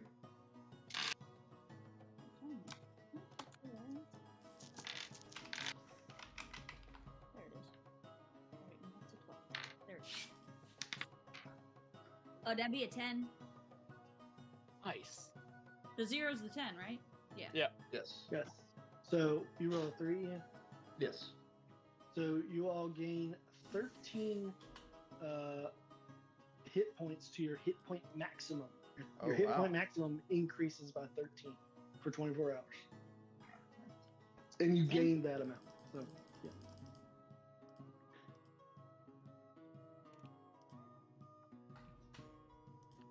Nice. Neato. That would be the max HP modifier, right? Yeah, max HP. Yeah. Max modifier. HP modifier. Yep. Nice. I'm Hell 5 yeah. away from 200. All right. Let's see. Right. Yeah. So, the feast is yours to peruse if you wish. If not, we can skip ahead. Yeah, Yeah. it looks awful when I eat. Same. Crumbs everywhere. I swallow Oh. everything whole. Oh my god, this is nightmare group. God. No wonder, The no wonder nightmare- all these player races went extinct. Yeah, for real. Jeez. Cracking Let me- bones, sucking marrow out. Yeah, that's what we were saying, Jonah, that when we started Almore, none of these races were like available. So like They all yeah, went these races just died out.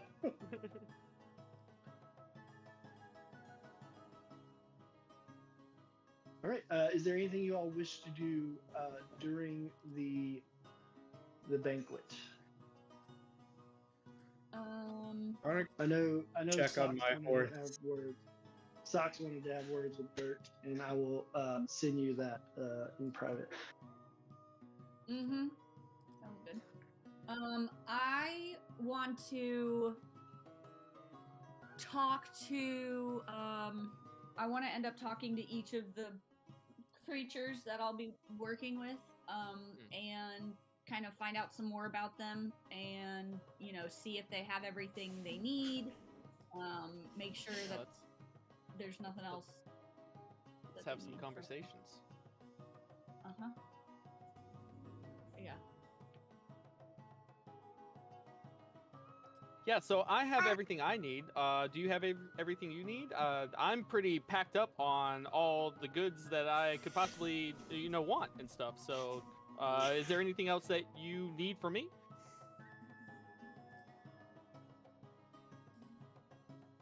Not at the moment, no.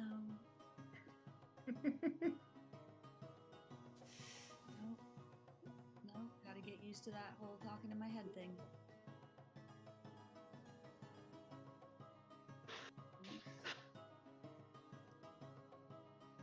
Love it. No, it gets easier the more it happens. You'll get used to it. I promise. Oh, perfect. No, I can still hear you. Sure. All right, lads. I heard you had some questions for me. Yeah. So, where? I've never attempted to go anywhere with people I knew so little about. So, what should I know about you as an adventurer? Well, first things first.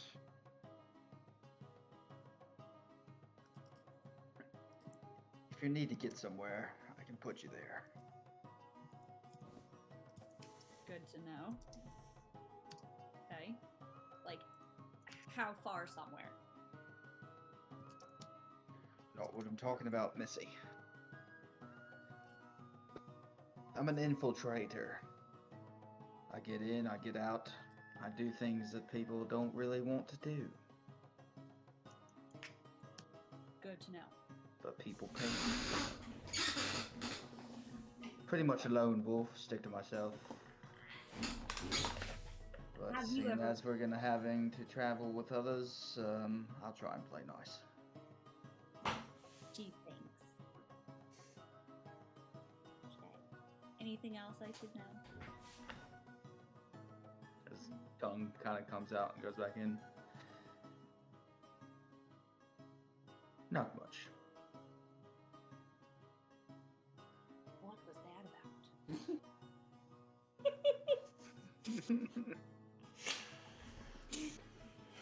about? Do you all riddles? Because we gonna have to work on this. You look at him more, and you see that he's like pretty much a snake in a humanoid form. So Oh, that makes sense. That now makes way more sense. Yep, I just got it. You Alright. look at his name also. Hassa. Are you the son of Ashessa? Wait, what if that's Hushasha's father? No, We're in the past. That's a demigod. Did we ever establish? Okay. Follower. Did we ever establish how far in the past we are compared to like the original Almor? Well, Bert is still alive, and Wow. Almor. Van Matterhorn is still there, yeah. on Matterhorn, but Yeah. he looks a lot younger here. He's Yeah. also Um, well, Von. It is. Okay. Oh, Actually, I have that information for you. Von Matterhorn's also an assistant right now. right. Yeah. Not a gazillionaire.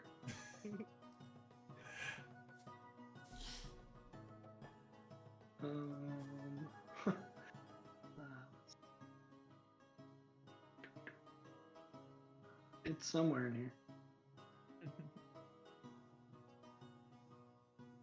It's so Almor proper took place in 167 post Thunder Wars. Coronado took place 50 years after that. I do have this written down. Where it's written down, I do not remember. I thought it was something like Aren't 100 we years. I thought it was like like 100 or so. Yeah, Ish. you're currently in the Thunderwar, so it's roughly 170 to 180 years before Almor proper. Oh, I meant right. to say that. Yeah, I remember. I meant to say that in the. Okay. Forgot because I didn't have it written down. It sounds about right.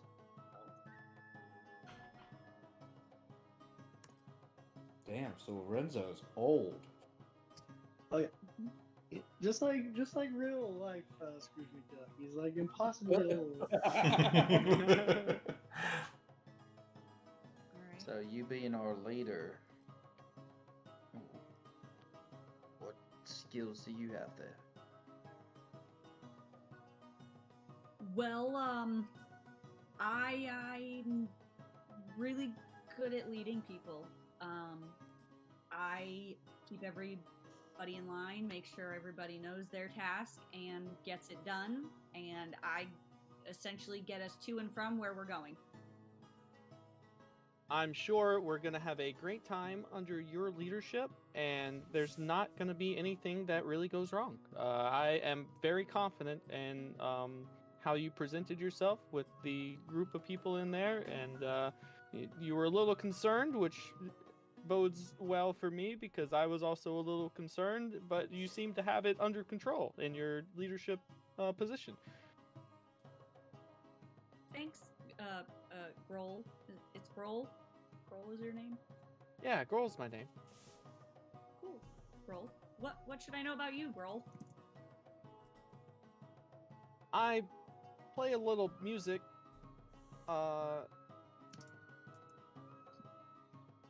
And I kill things. So You kill things. yeah, That's useful.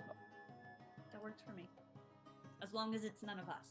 you know, and most of the time I'm sort of trying to combine the two. Oh, okay. You like to play music, or you like to kill things by playing music? Killing with Well, music. sort of turning them into music as I kill them. Never seen that Even- before. Hey. You haven't thought of that one yet. Might use that in the future, mate. You know, there's a certain way you can hit an artery, and it makes a great sound. I know the one you speak of. I have yet to hear that sound, but I look forward to it. That was completely involuntary. Oh my god. This is gonna make me very mad because I definitely have it written down exactly when this takes place. You're gonna find it as soon as we get off of here too. I don't see it anywhere. It's making me mad. It's all right. We don't need to know. I was just curious. So we ended out. I do have when we ended out, man. We ended Almor in 169 PGW, post Underwars. So it would be about 170 to 180 years. Okay. That works for me. I Sweet. remember us talking about that, and you said like 180 or something like that. 180 sticks in my mind for some reason. It might be in the group chat. I was gonna say What about something in the talking 100 So year range. way far back in that group chat. It's somewhere up there. Good I think luck. it's like So, what's your name then? I'm Socks. Socks? Socks. I'm Well, Hassa sure. Sakelian. And what can I call you for short? Because that name is just not gonna work for me on a normal basis. You can call me HSK, you can call me Killian, or you can call me Sal. Killian it is. Some people call me Hoss. Toss. That's an easier one too. All right. That could work too. We'll see how it goes. All right. Vodo, is that your name? Vodo? That's Tends to be what they call me now. Now, okay.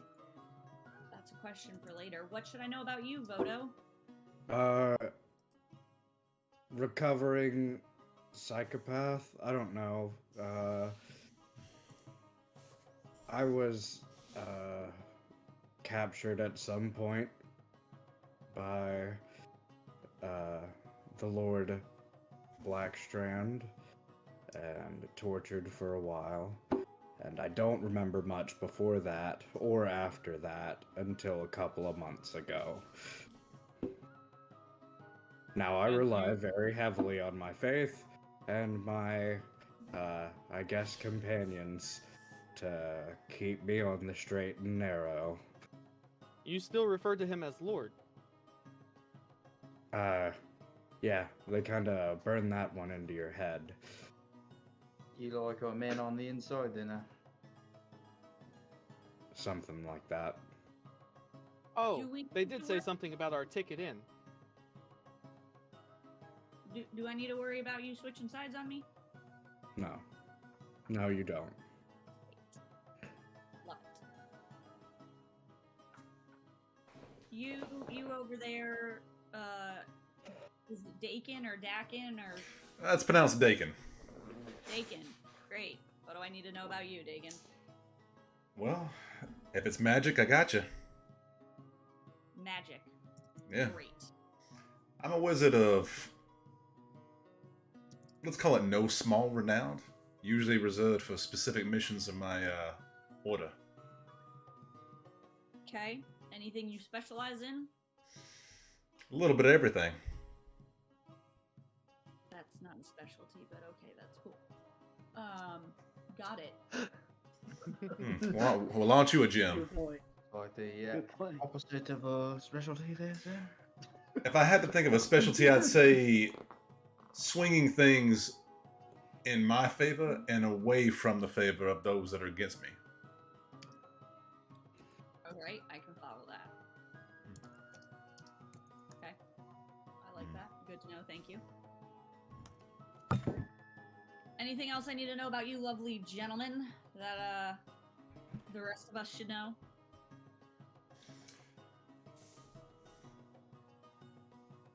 Keep to myself, mostly.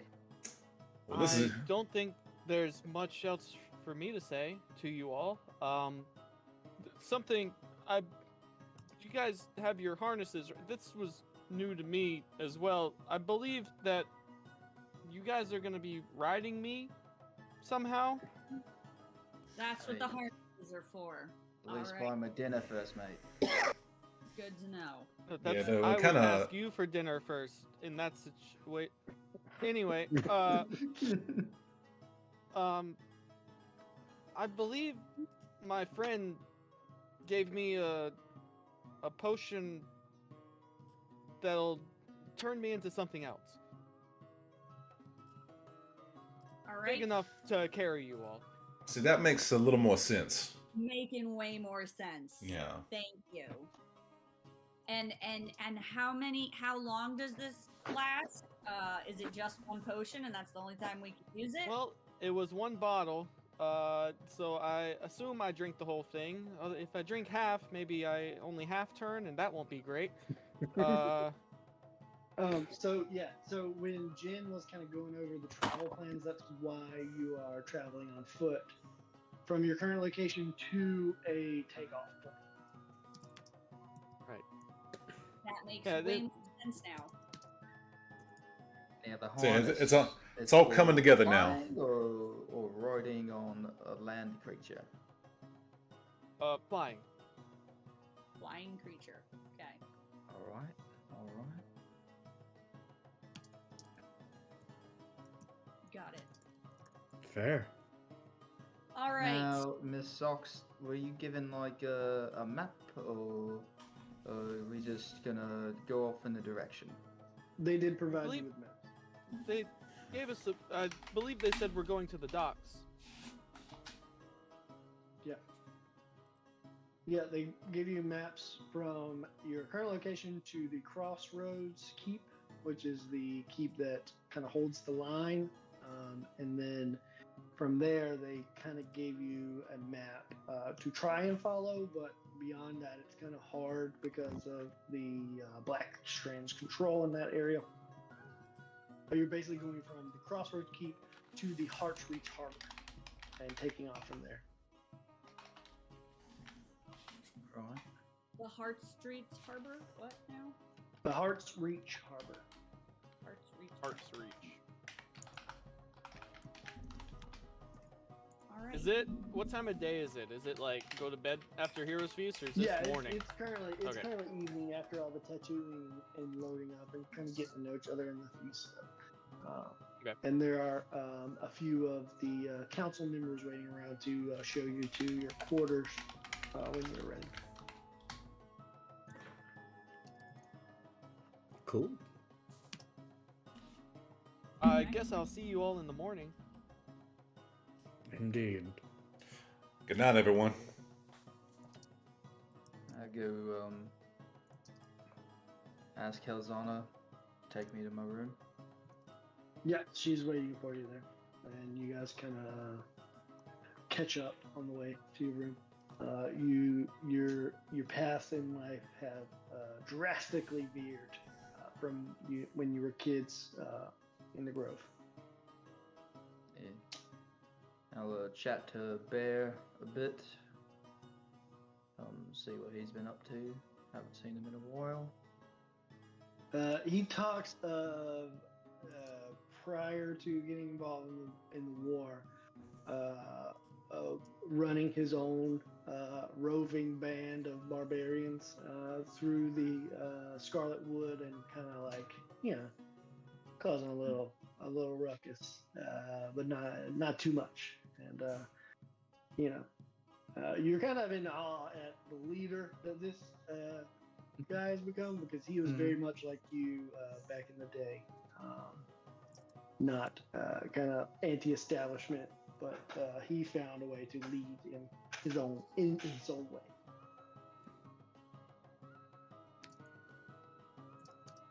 Yeah. At least you're getting good work there, mate. I'll ask Yes. Helzana how the Gentlehorn's going. Well, unfortunately,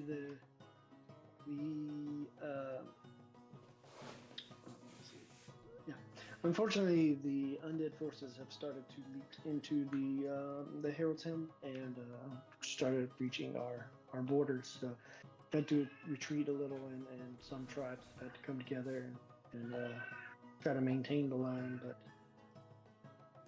Right, yeah, I was in Quatesbury, and seemed like a huge undead horde there. the undead horde was in Heart's Reach. You were in Quatesbury when you got the letter. When I got the letter, okay. Yeah. Heart's Reach. Okay, Heart's Reach, okay, yeah. And where are we at right now? You are in Hard campus? you can't really see it on this map. Hold on one second. There's a map in the map section of Yeah. Discord. Get my map up here.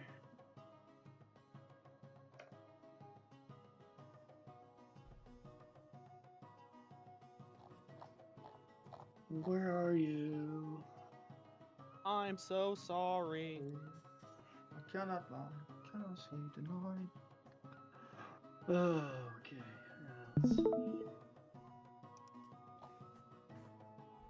Yeah, it's not a great map. The one in Discord, but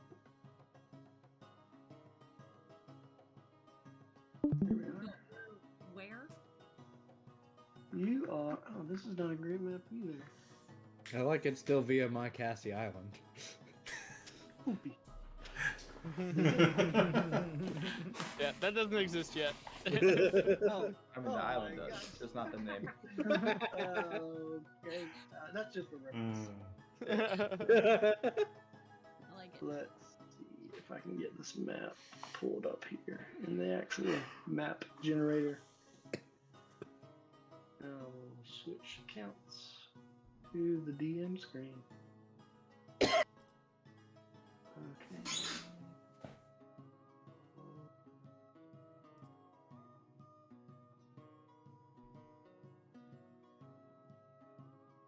on load. Machine.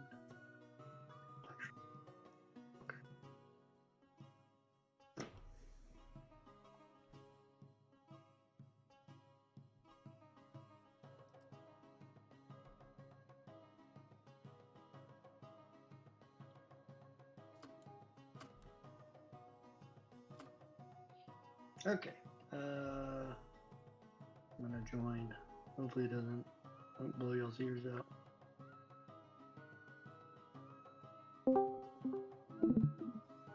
Hmm? Mute. Good old ZDM screen. Haven't seen that in a hot minute. I know.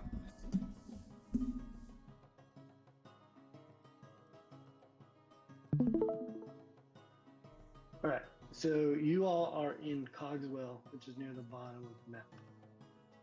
Right on that tip there. Yep. Mm-hmm. And the Heart Reach is the part of the town of Rivers. So Rivers near the up top. there. Okay, Yeah.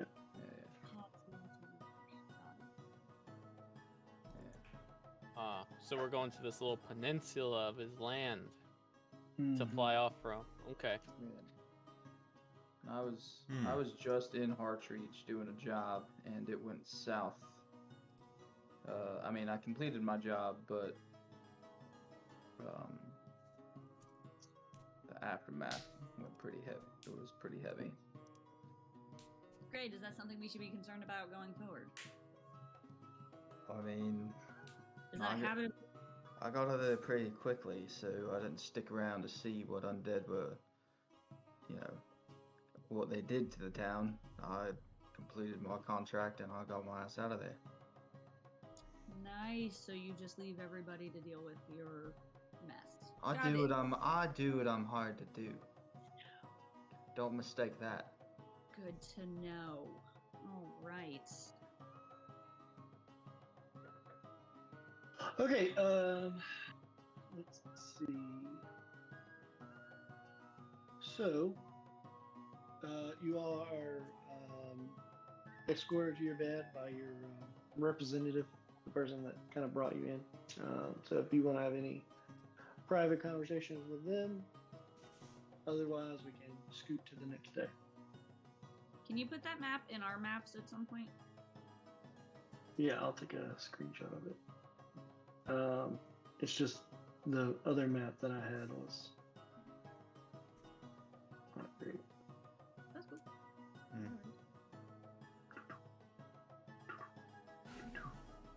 And now, is that the map I have? Or is, who has the map? Do I have the map? Okay, so we're down here by.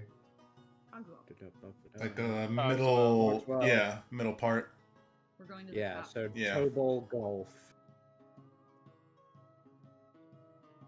Oh, the what? On the other map that he sent us. Yeah, the Gulf. Yep. Yeah. Okay. Just getting a larger picture. Mm-hmm. I got you. How So- many days travel is it to that border? They said it's gonna be 4 days. 4 days 4 to days. the border, or to the? Okay. Oh, to the border is 2 days. Sorry.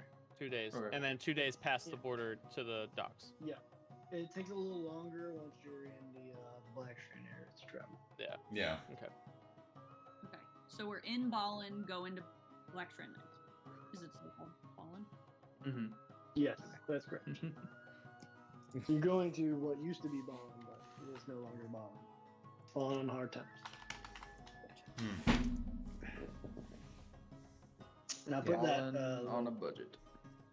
put that little map into the Discord, so you should be able to see it better. Yep, thank you. And is it still sharing the screen? It is, yes. Yeah. I can do that from here, I think.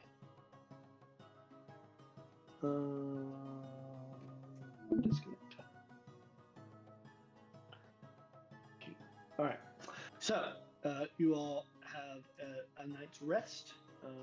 Depending on how you're feeling about this mission, you sleep soundly or nervously, or you're all seasoned in battle, and so It's just another job. right.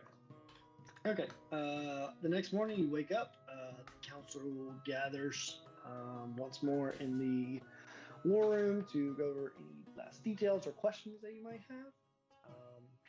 That would be the time.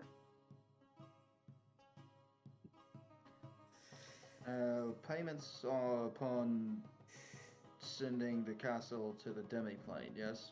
Do we need Yes, to kill yes. anyone or Upon- bring you anyone's head? I think we'll know if you fail. If you fail, the resistance falls. So, Fair enough, fair enough. if we are still here and you return, you will get paid. Man, the TPK that ended the world. Yeah, right. So basically, in just a little exposition in Bert's explanation of Apocalypse, he would tell you that some lich layers are not easily traversed by teleportation or magical means. That's why they're not sending you via teleport or anything like that. Or, Kind of figured that, yeah. yeah.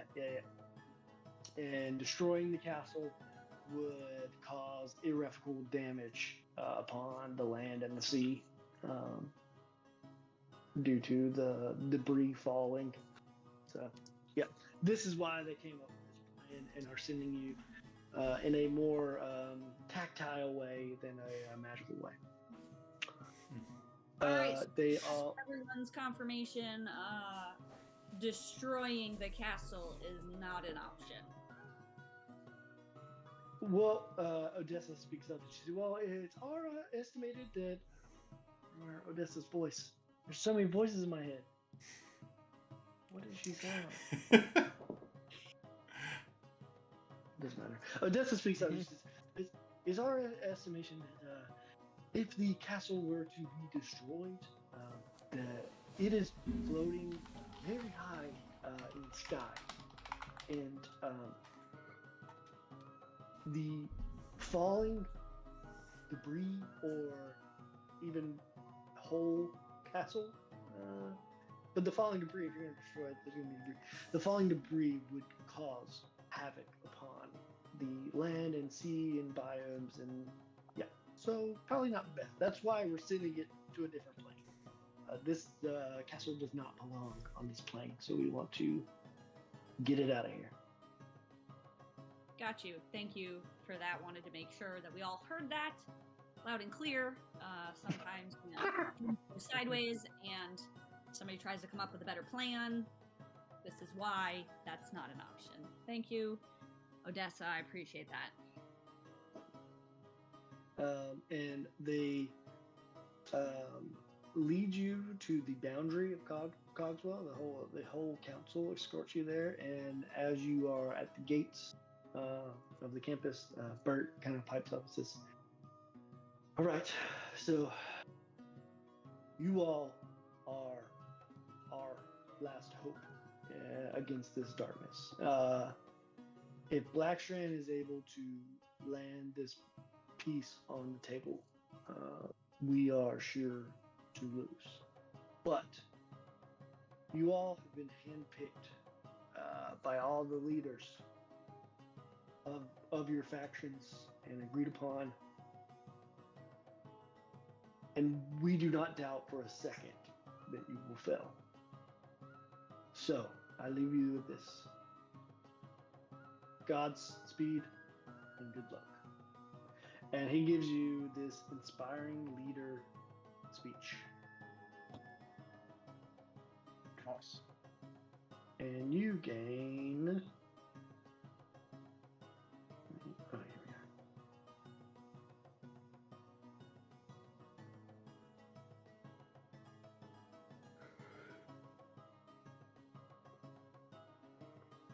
"22 temporary hit points." Oh wow. For how long? Yeah. Right, they go away if you take a long rest, I believe. I'm never one to be against hit points, but I'm getting really nervous that you're giving us all of this. Hey man, they picked you. They handpicked you for a mission. They're trying to outfit you.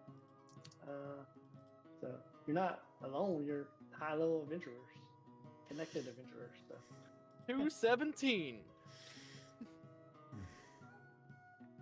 So you have that 22 temporary hit points and your 13 max hit points for 24 hours. That'll go away this evening.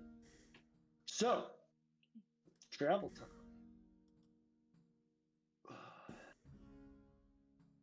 All right. So after Bert gives his little speech, I turn to my adventuring party here, and I let them know that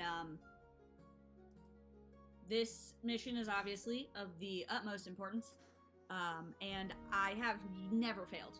I will not fail, which means none of you will either. I am here to ensure that. So remember that things are just remember that you know. Got two things in common. Never missed a contract either. Glad to hear it. I will be making final decisions. Things will go my way. There are no highway options, and this will all go smoothly. I haven't hit anything in 24 hours, and I need to hit something soon. Pierre kind of speaks under that world's been affirmative. I like this guy. Great. Well, council members, if I don't come back, just remember why. See? All right, so they send you off on your way. Somebody roll a d20 for me for your first day of travel. Say this should be our fearless leader. Mm-hmm. Oh.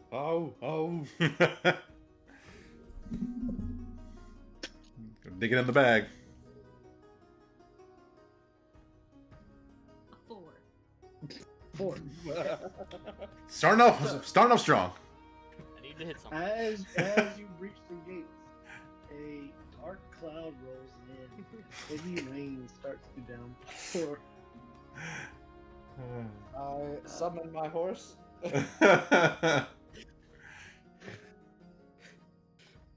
Come on, Whitney. Somebody roll a d10, or Kayleen, roll a d10 for me. I gotta find my D10 again. Come back. Come on, man. There it is. A 7. 7, okay.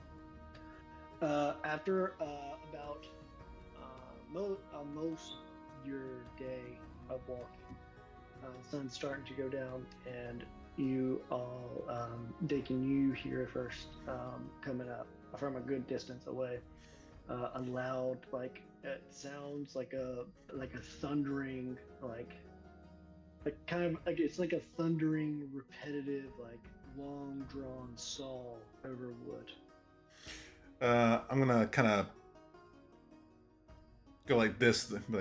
Guys, hold on one second. I hear something up ahead. First, I'm gonna cast Mage Armor on myself. Okay. And then I'm gonna kind of let them know. Be like, I think we should try to sneak up on whatever this is. I hear some ruckus in the distance. Go ahead and roll a perception check for me. I Me? know your passive is, yeah. Okay. I know your passive is crazy, but roll perception and see what Perception. Okay. That's a nat 20, baby. Okay. Nice. You are able to, you kind of get everybody quiet, and you're able to focus in on the sound. And it sounds like a large, deviated septum, like boogery snoring coming from up ahead. I think coming from like a large creature. I swear it sounds like there's some kind of giant or ogre up ahead that's snoring something fierce. Oh, keep your voice down. And I'll cast Pass Without a Trace on everyone. Okay. Everybody give me a stealth check. And add 10. You said there's something big in front of us. I kind of want to go chop its fucking head off. Let's. Blow your roll. You didn't hear that. Yeah, I was gonna say that was just me. I'm just gonna, quietly in my mind say it back and be like, "There'll be time for that. I'm sure it's not going anywhere." Pierre rolls at disadvantage. So. Oof. You said add 10 to our stealth roll? Yeah, it's plus 10. Hell yeah. Ooh, Pierre rolled a natural 1. Doom, But he doom, also- doom, doom. He has a plus 2, so it gives him a 13. So we'll see. It's Yeah. one failure. 27. 40. Nice. 27 for me too. 30. Nice. Natural 20 for a 45. Ooh, let's go. Okay. Woo! You are able to. Who's the biggest? I think we got a bunch of short kinks. I'm about 5'8". I'm Yeah, six so- foot. 5 and 200. But are you like? Are you like Socks like is the lean? biggest. I'm lean, Yeah. but I'm on a horse. Oh, that's good. So Socks scoops up Pierre, so he stops making noises. Kind of holds his head on. And as you kind of breach over a hill, you do see a sleeping hill giant with a large horn, like a normal sized horn for him, but it's like the size of one of you, kind of spilling liquid over the side of him. You said we see. He's A hill giant. he's passed out drunk. He's sleeping? Yeah, Yeah, he's Yeah. got it. He's Yeah. got. he's passed out drunk. Yeah. He's got a horn kind of like spilling over his chest, like he's like kind of cuddling with it. I'll turn to Socks. Do you think we should engage? Because I can end this real quick. No. Leave it alone. Dakin's gonna Yours. Dakin's gonna look at Grohl, be like, turn back to Socks, be like, I don't think we're gonna get away without this one swinging at that. I will kill him myself. Oh, well, by all means, go for it. He's a big boy, but oh, you meant him, not the giant. Okay. I meant us. I mean, No, I thought it was something much worse than this. This poor fellow is just drinking his sorrows away. There's no need to kill him. So leave him alone. Yeah, and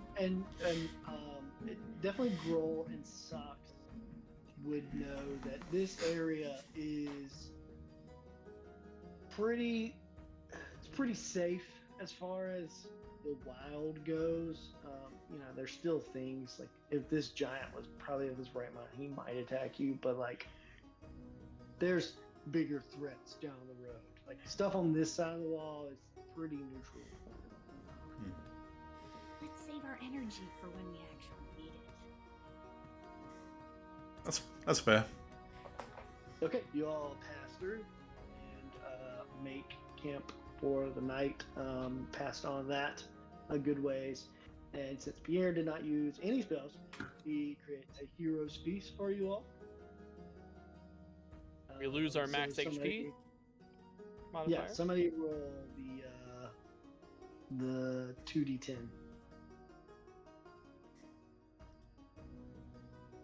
I'll do it. Somebody else do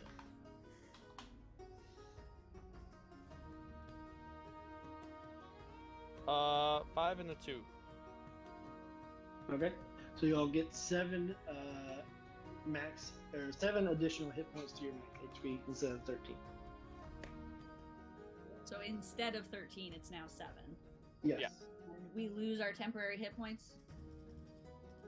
Your after- temporary hit points do go away once you finish your long once rest. we finish the long rest, yeah.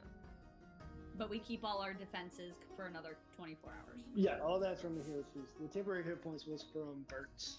Yeah, speech. Speech.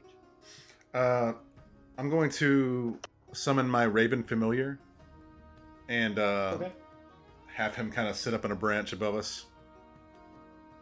great. And you all are skilled adventurers. Anything that would be attacking you at night would do so at their own Peril. yeah. Actually, somebody roll me a d6.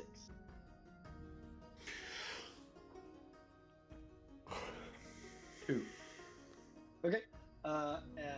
Around after dinner, as you all are getting settled in, Haas, you are on watch, and I don't a sleep, group by the of way. bandits. I don't have to Okay. sleep at all. You Not do meditation something- or anything. Nope. I'm just wide awake. I'm just required not to do any physical movement. Gotcha.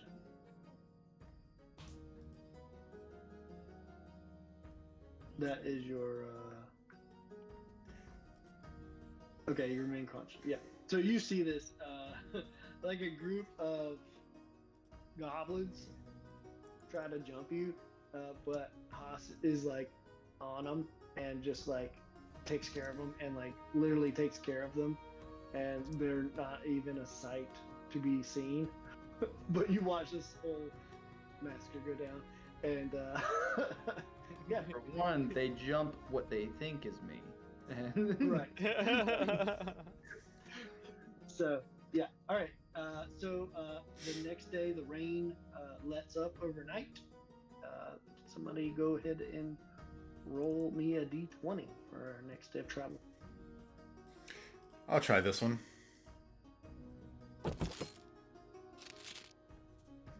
Beyond again. Didn't we talk about this? We've talked about this. Dude, guys, we are rolling low in the beginning, which I like because later we need to ride for a while. I don't know what you're talking about. I didn't roll shit. I didn't say anything. I didn't open my mouth at all. Yeah, you Oh did. my god. Ah. We have talked about this. Get some damn dice. So the rain does let Okay. up overnight, but as soon as the morning hits, the clouds roll in even heavier, and the rain is so heavy that it slows you down and you lose the day of travel. So somebody roll. Can you roll a d10? A D10? Mm-hmm. Okay.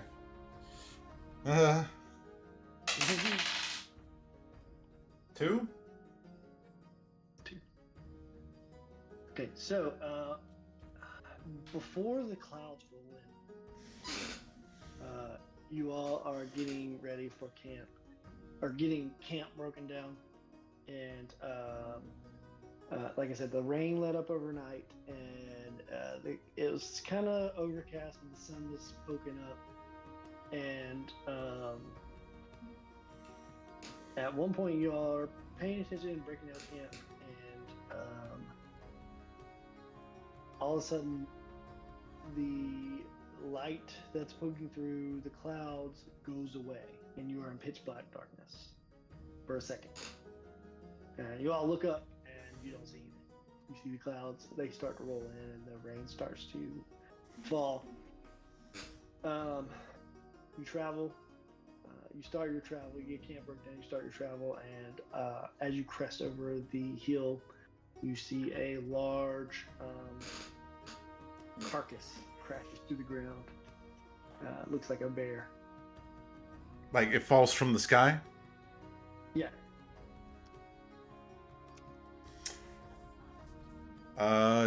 Do I see It any? looks like it's been eaten. Do I look up and see anything? You do not. Mage armor. You see Grohl's body, the sheen that's over his carapace sort of flickers, and he blends into the surroundings. Nice. As this bear carcass falls to the ground, the rain does roll in and slows your travel. Can Go ahead. Can I investigate the bear to see if I can tell what killed it? Sure.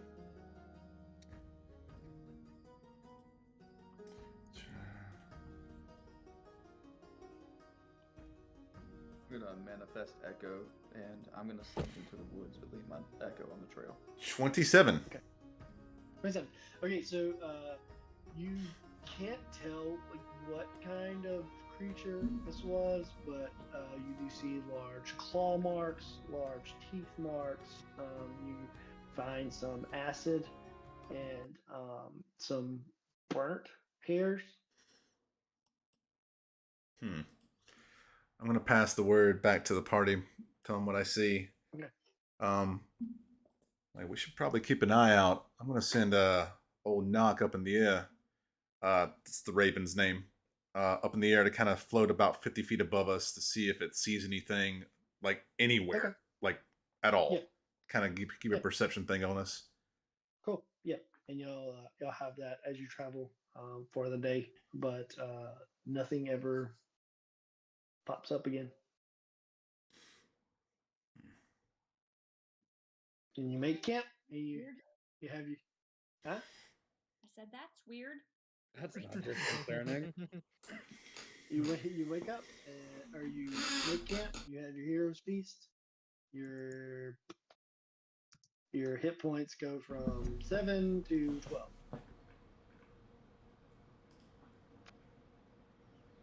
Nice. And the next day, you wake up again, and the clouds are clear for the moment. So, who wants to roll the travel die for? I think it's Chandler's turn. Why?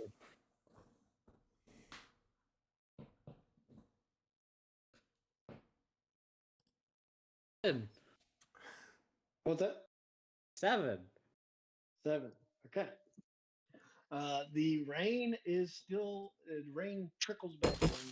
It is not near as heavy as it was the prior 2 days, but it is still raining. Go ahead and roll me a d10. 10. 2. We've got 2. 2s on all Okay. the T10s. No, you got 7 on the first. Yeah. Oh, okay. Yeah, I got Similar story to yesterday, but today there's 2 bears dropped near the party about midday. Now, are they being dropped like ahead of where we're walking or behind Yeah, us? it doesn't seem like they're targeted. Just Mage armor again, and does Knock see anything I'm from? gonna go investigate. Yeah. Does Knock see anything from the air? it's no. I want to go see what's going on with these bears now. Same similar story as yesterday. Huge claw and teeth marks, acid marks, fire burnt marks. And no tracks or anything, right? No tracks. Okay. I think Would we I just get to our destination. Would I know anything about like what these look like?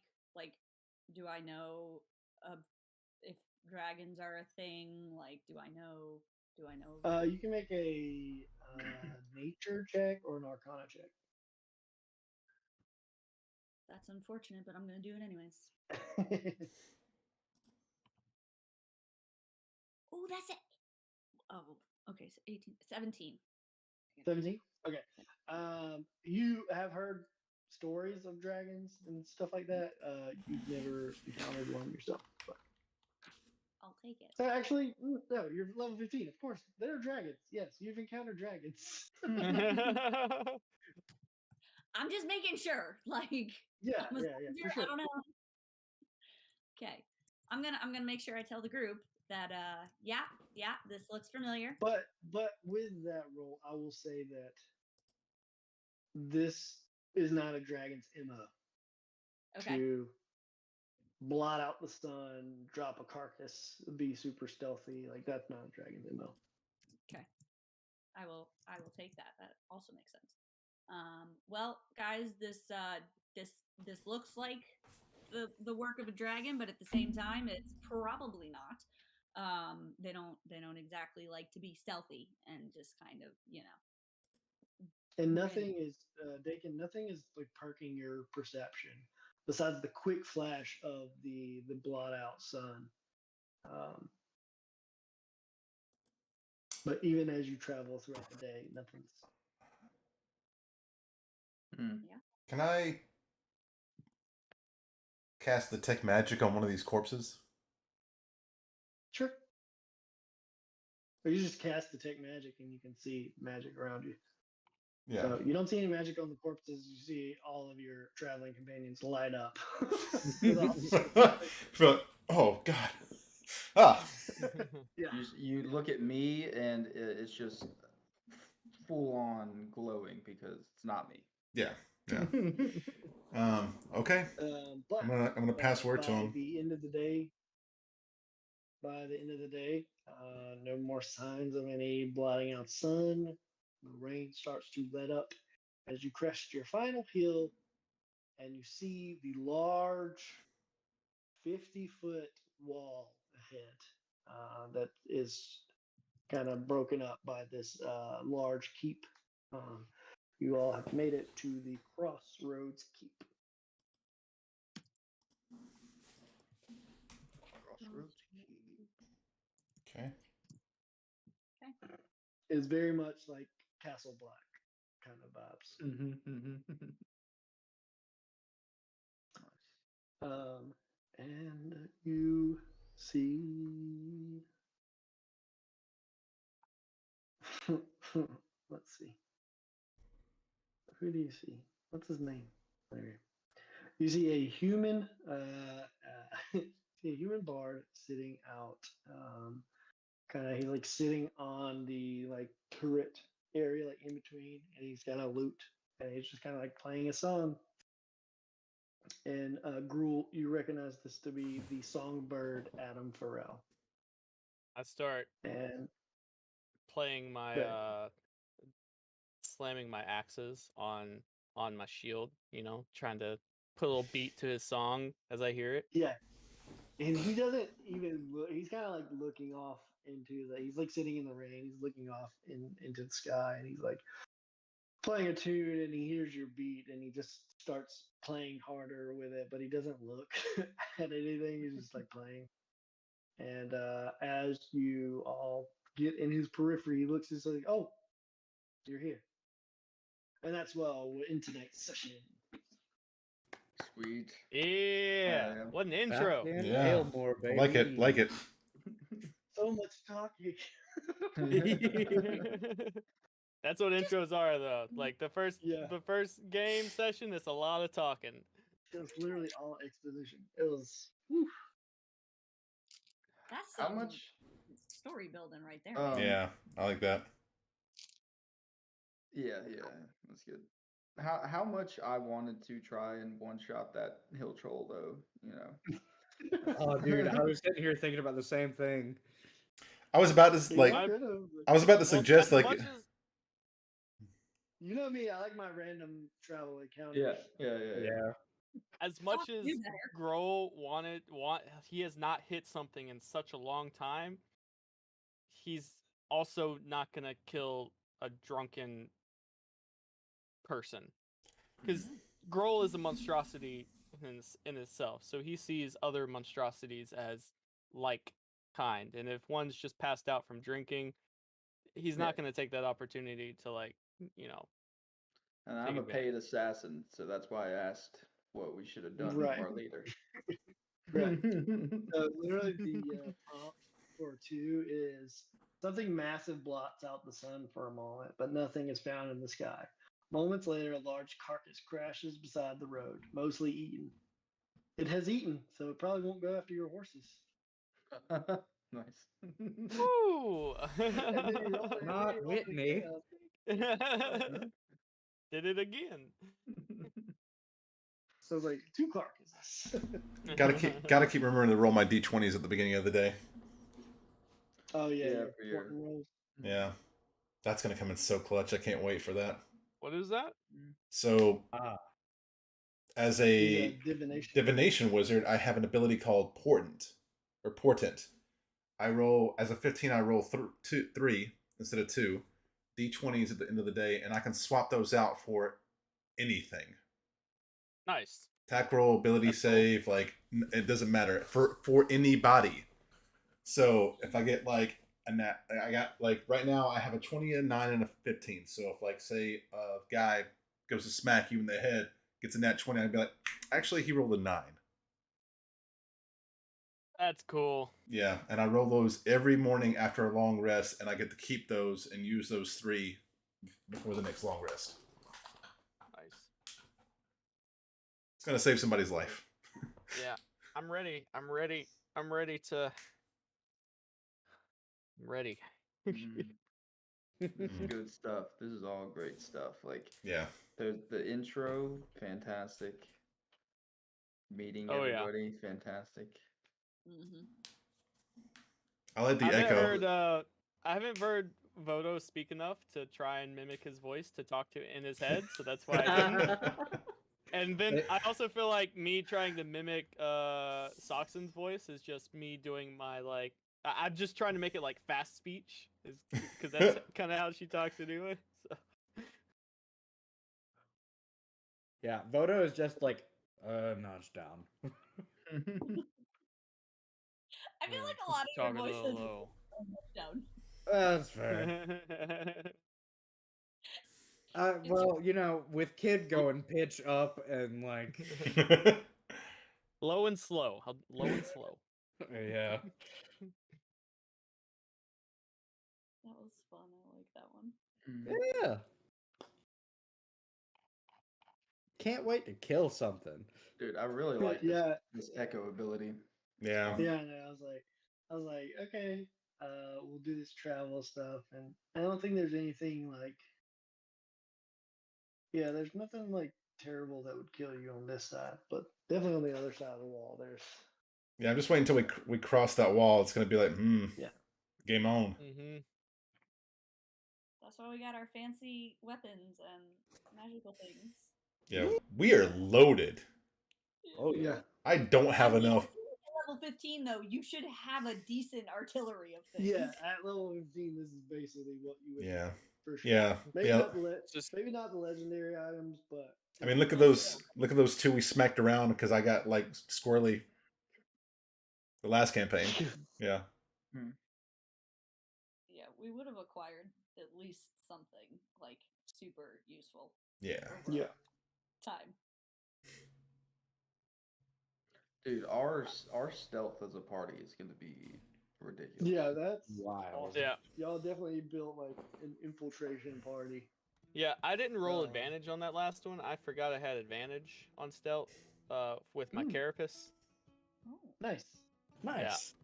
Forgot about that. Yeah. I haven't. The only thing is that your heal bot. He's very Yeah. Yeah. That's okay. I'm big enough to carry. I was gonna say we're just gonna have Socks like carry his ass around the whole time.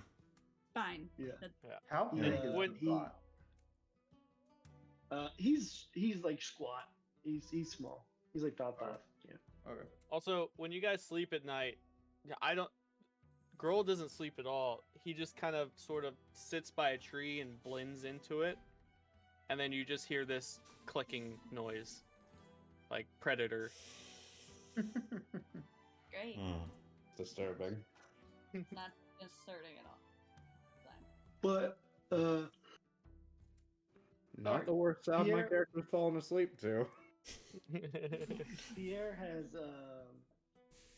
he has adamantine, or how do you say that? Adamantine. Mm-hmm. Yeah, he has adamantine plate. So he's immune to critical hit. Ooh. Ooh. Ooh. But That's what gives I you the had. Disadvantage, huh? That's what I Yeah, that's- eventually yeah, got. disadvantage.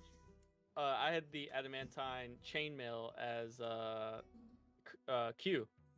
Eventually. Yes. Mm. Yeah. Man, I thought his whole exposition in the shower earlier about, to start off about 180 years before all these Q and Triss and Caracas and Osmir and Seraphim and Kaifu and Beeman were saving the world. I forgot to write down that shit. Retcon it in. That's fine. Yeah. Well, I'm I just wanna excited. Play more. You want to go for another hour?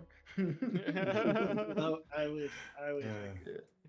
Because I was very excited to get this started, and I was bummed that we missed last week. But I really think that when we actually fight something, we're gonna like the last one, like couple fights we've had, like as a group for different characters. I feel like this one's gonna be kind of insane.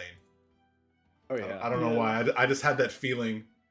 Well, we got to get a feel for everybody and how we do in a That's combat. kind of why I wanted to take out the giant and just like recommend to Socks, be like, well, maybe we should. would've that been- would have been a one. It would have been that no would've been a contest. one I was shot. literally Yeah. one shot that dude. Like,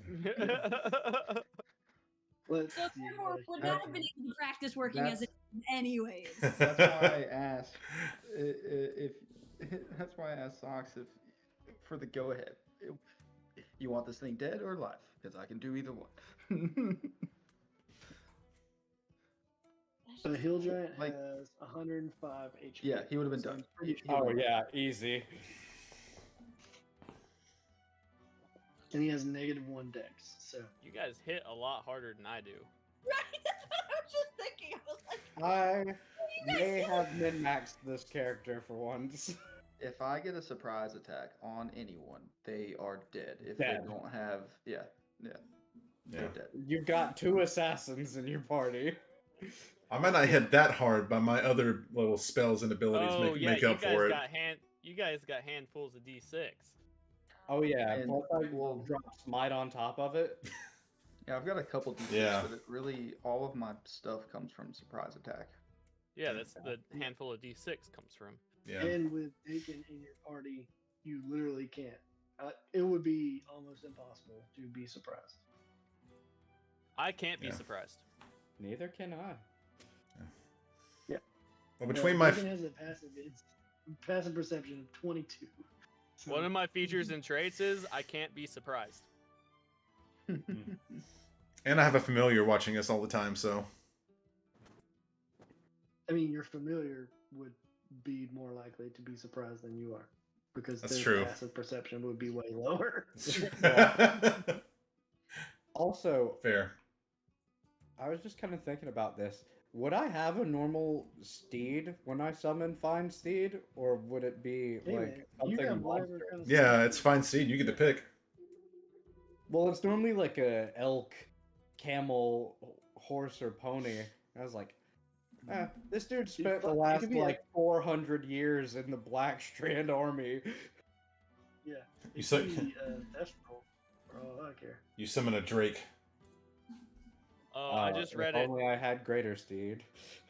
I just read it. Upon being surprised, if I enter rage, then I act as normal. Ah, So I can get the jump on you. Yeah, but well, sort of. I would just have to rage first, and then the Well, surprise. My turn goes first Maybe.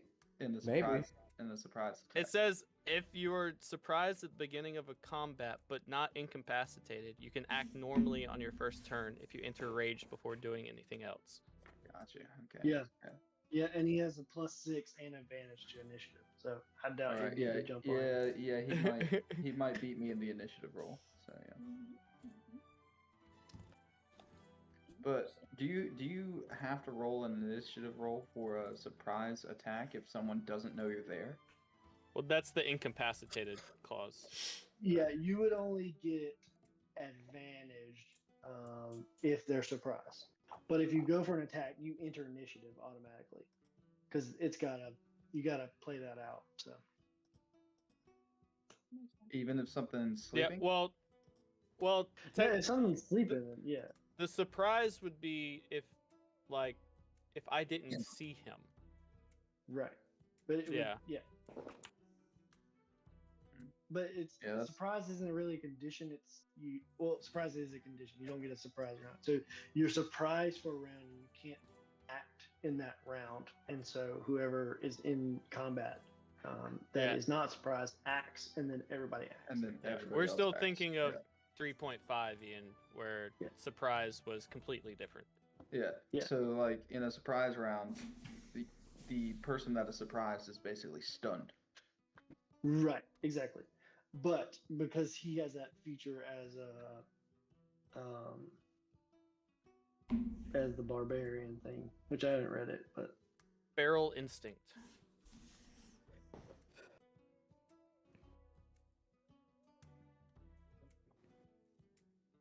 Now I'm just wondering why you got to be attacking your own party Yeah. member.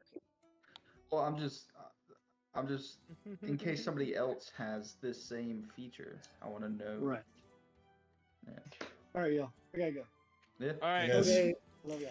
Thanks for See you How'd later. Till Love next you, week. bye. Night. Mm.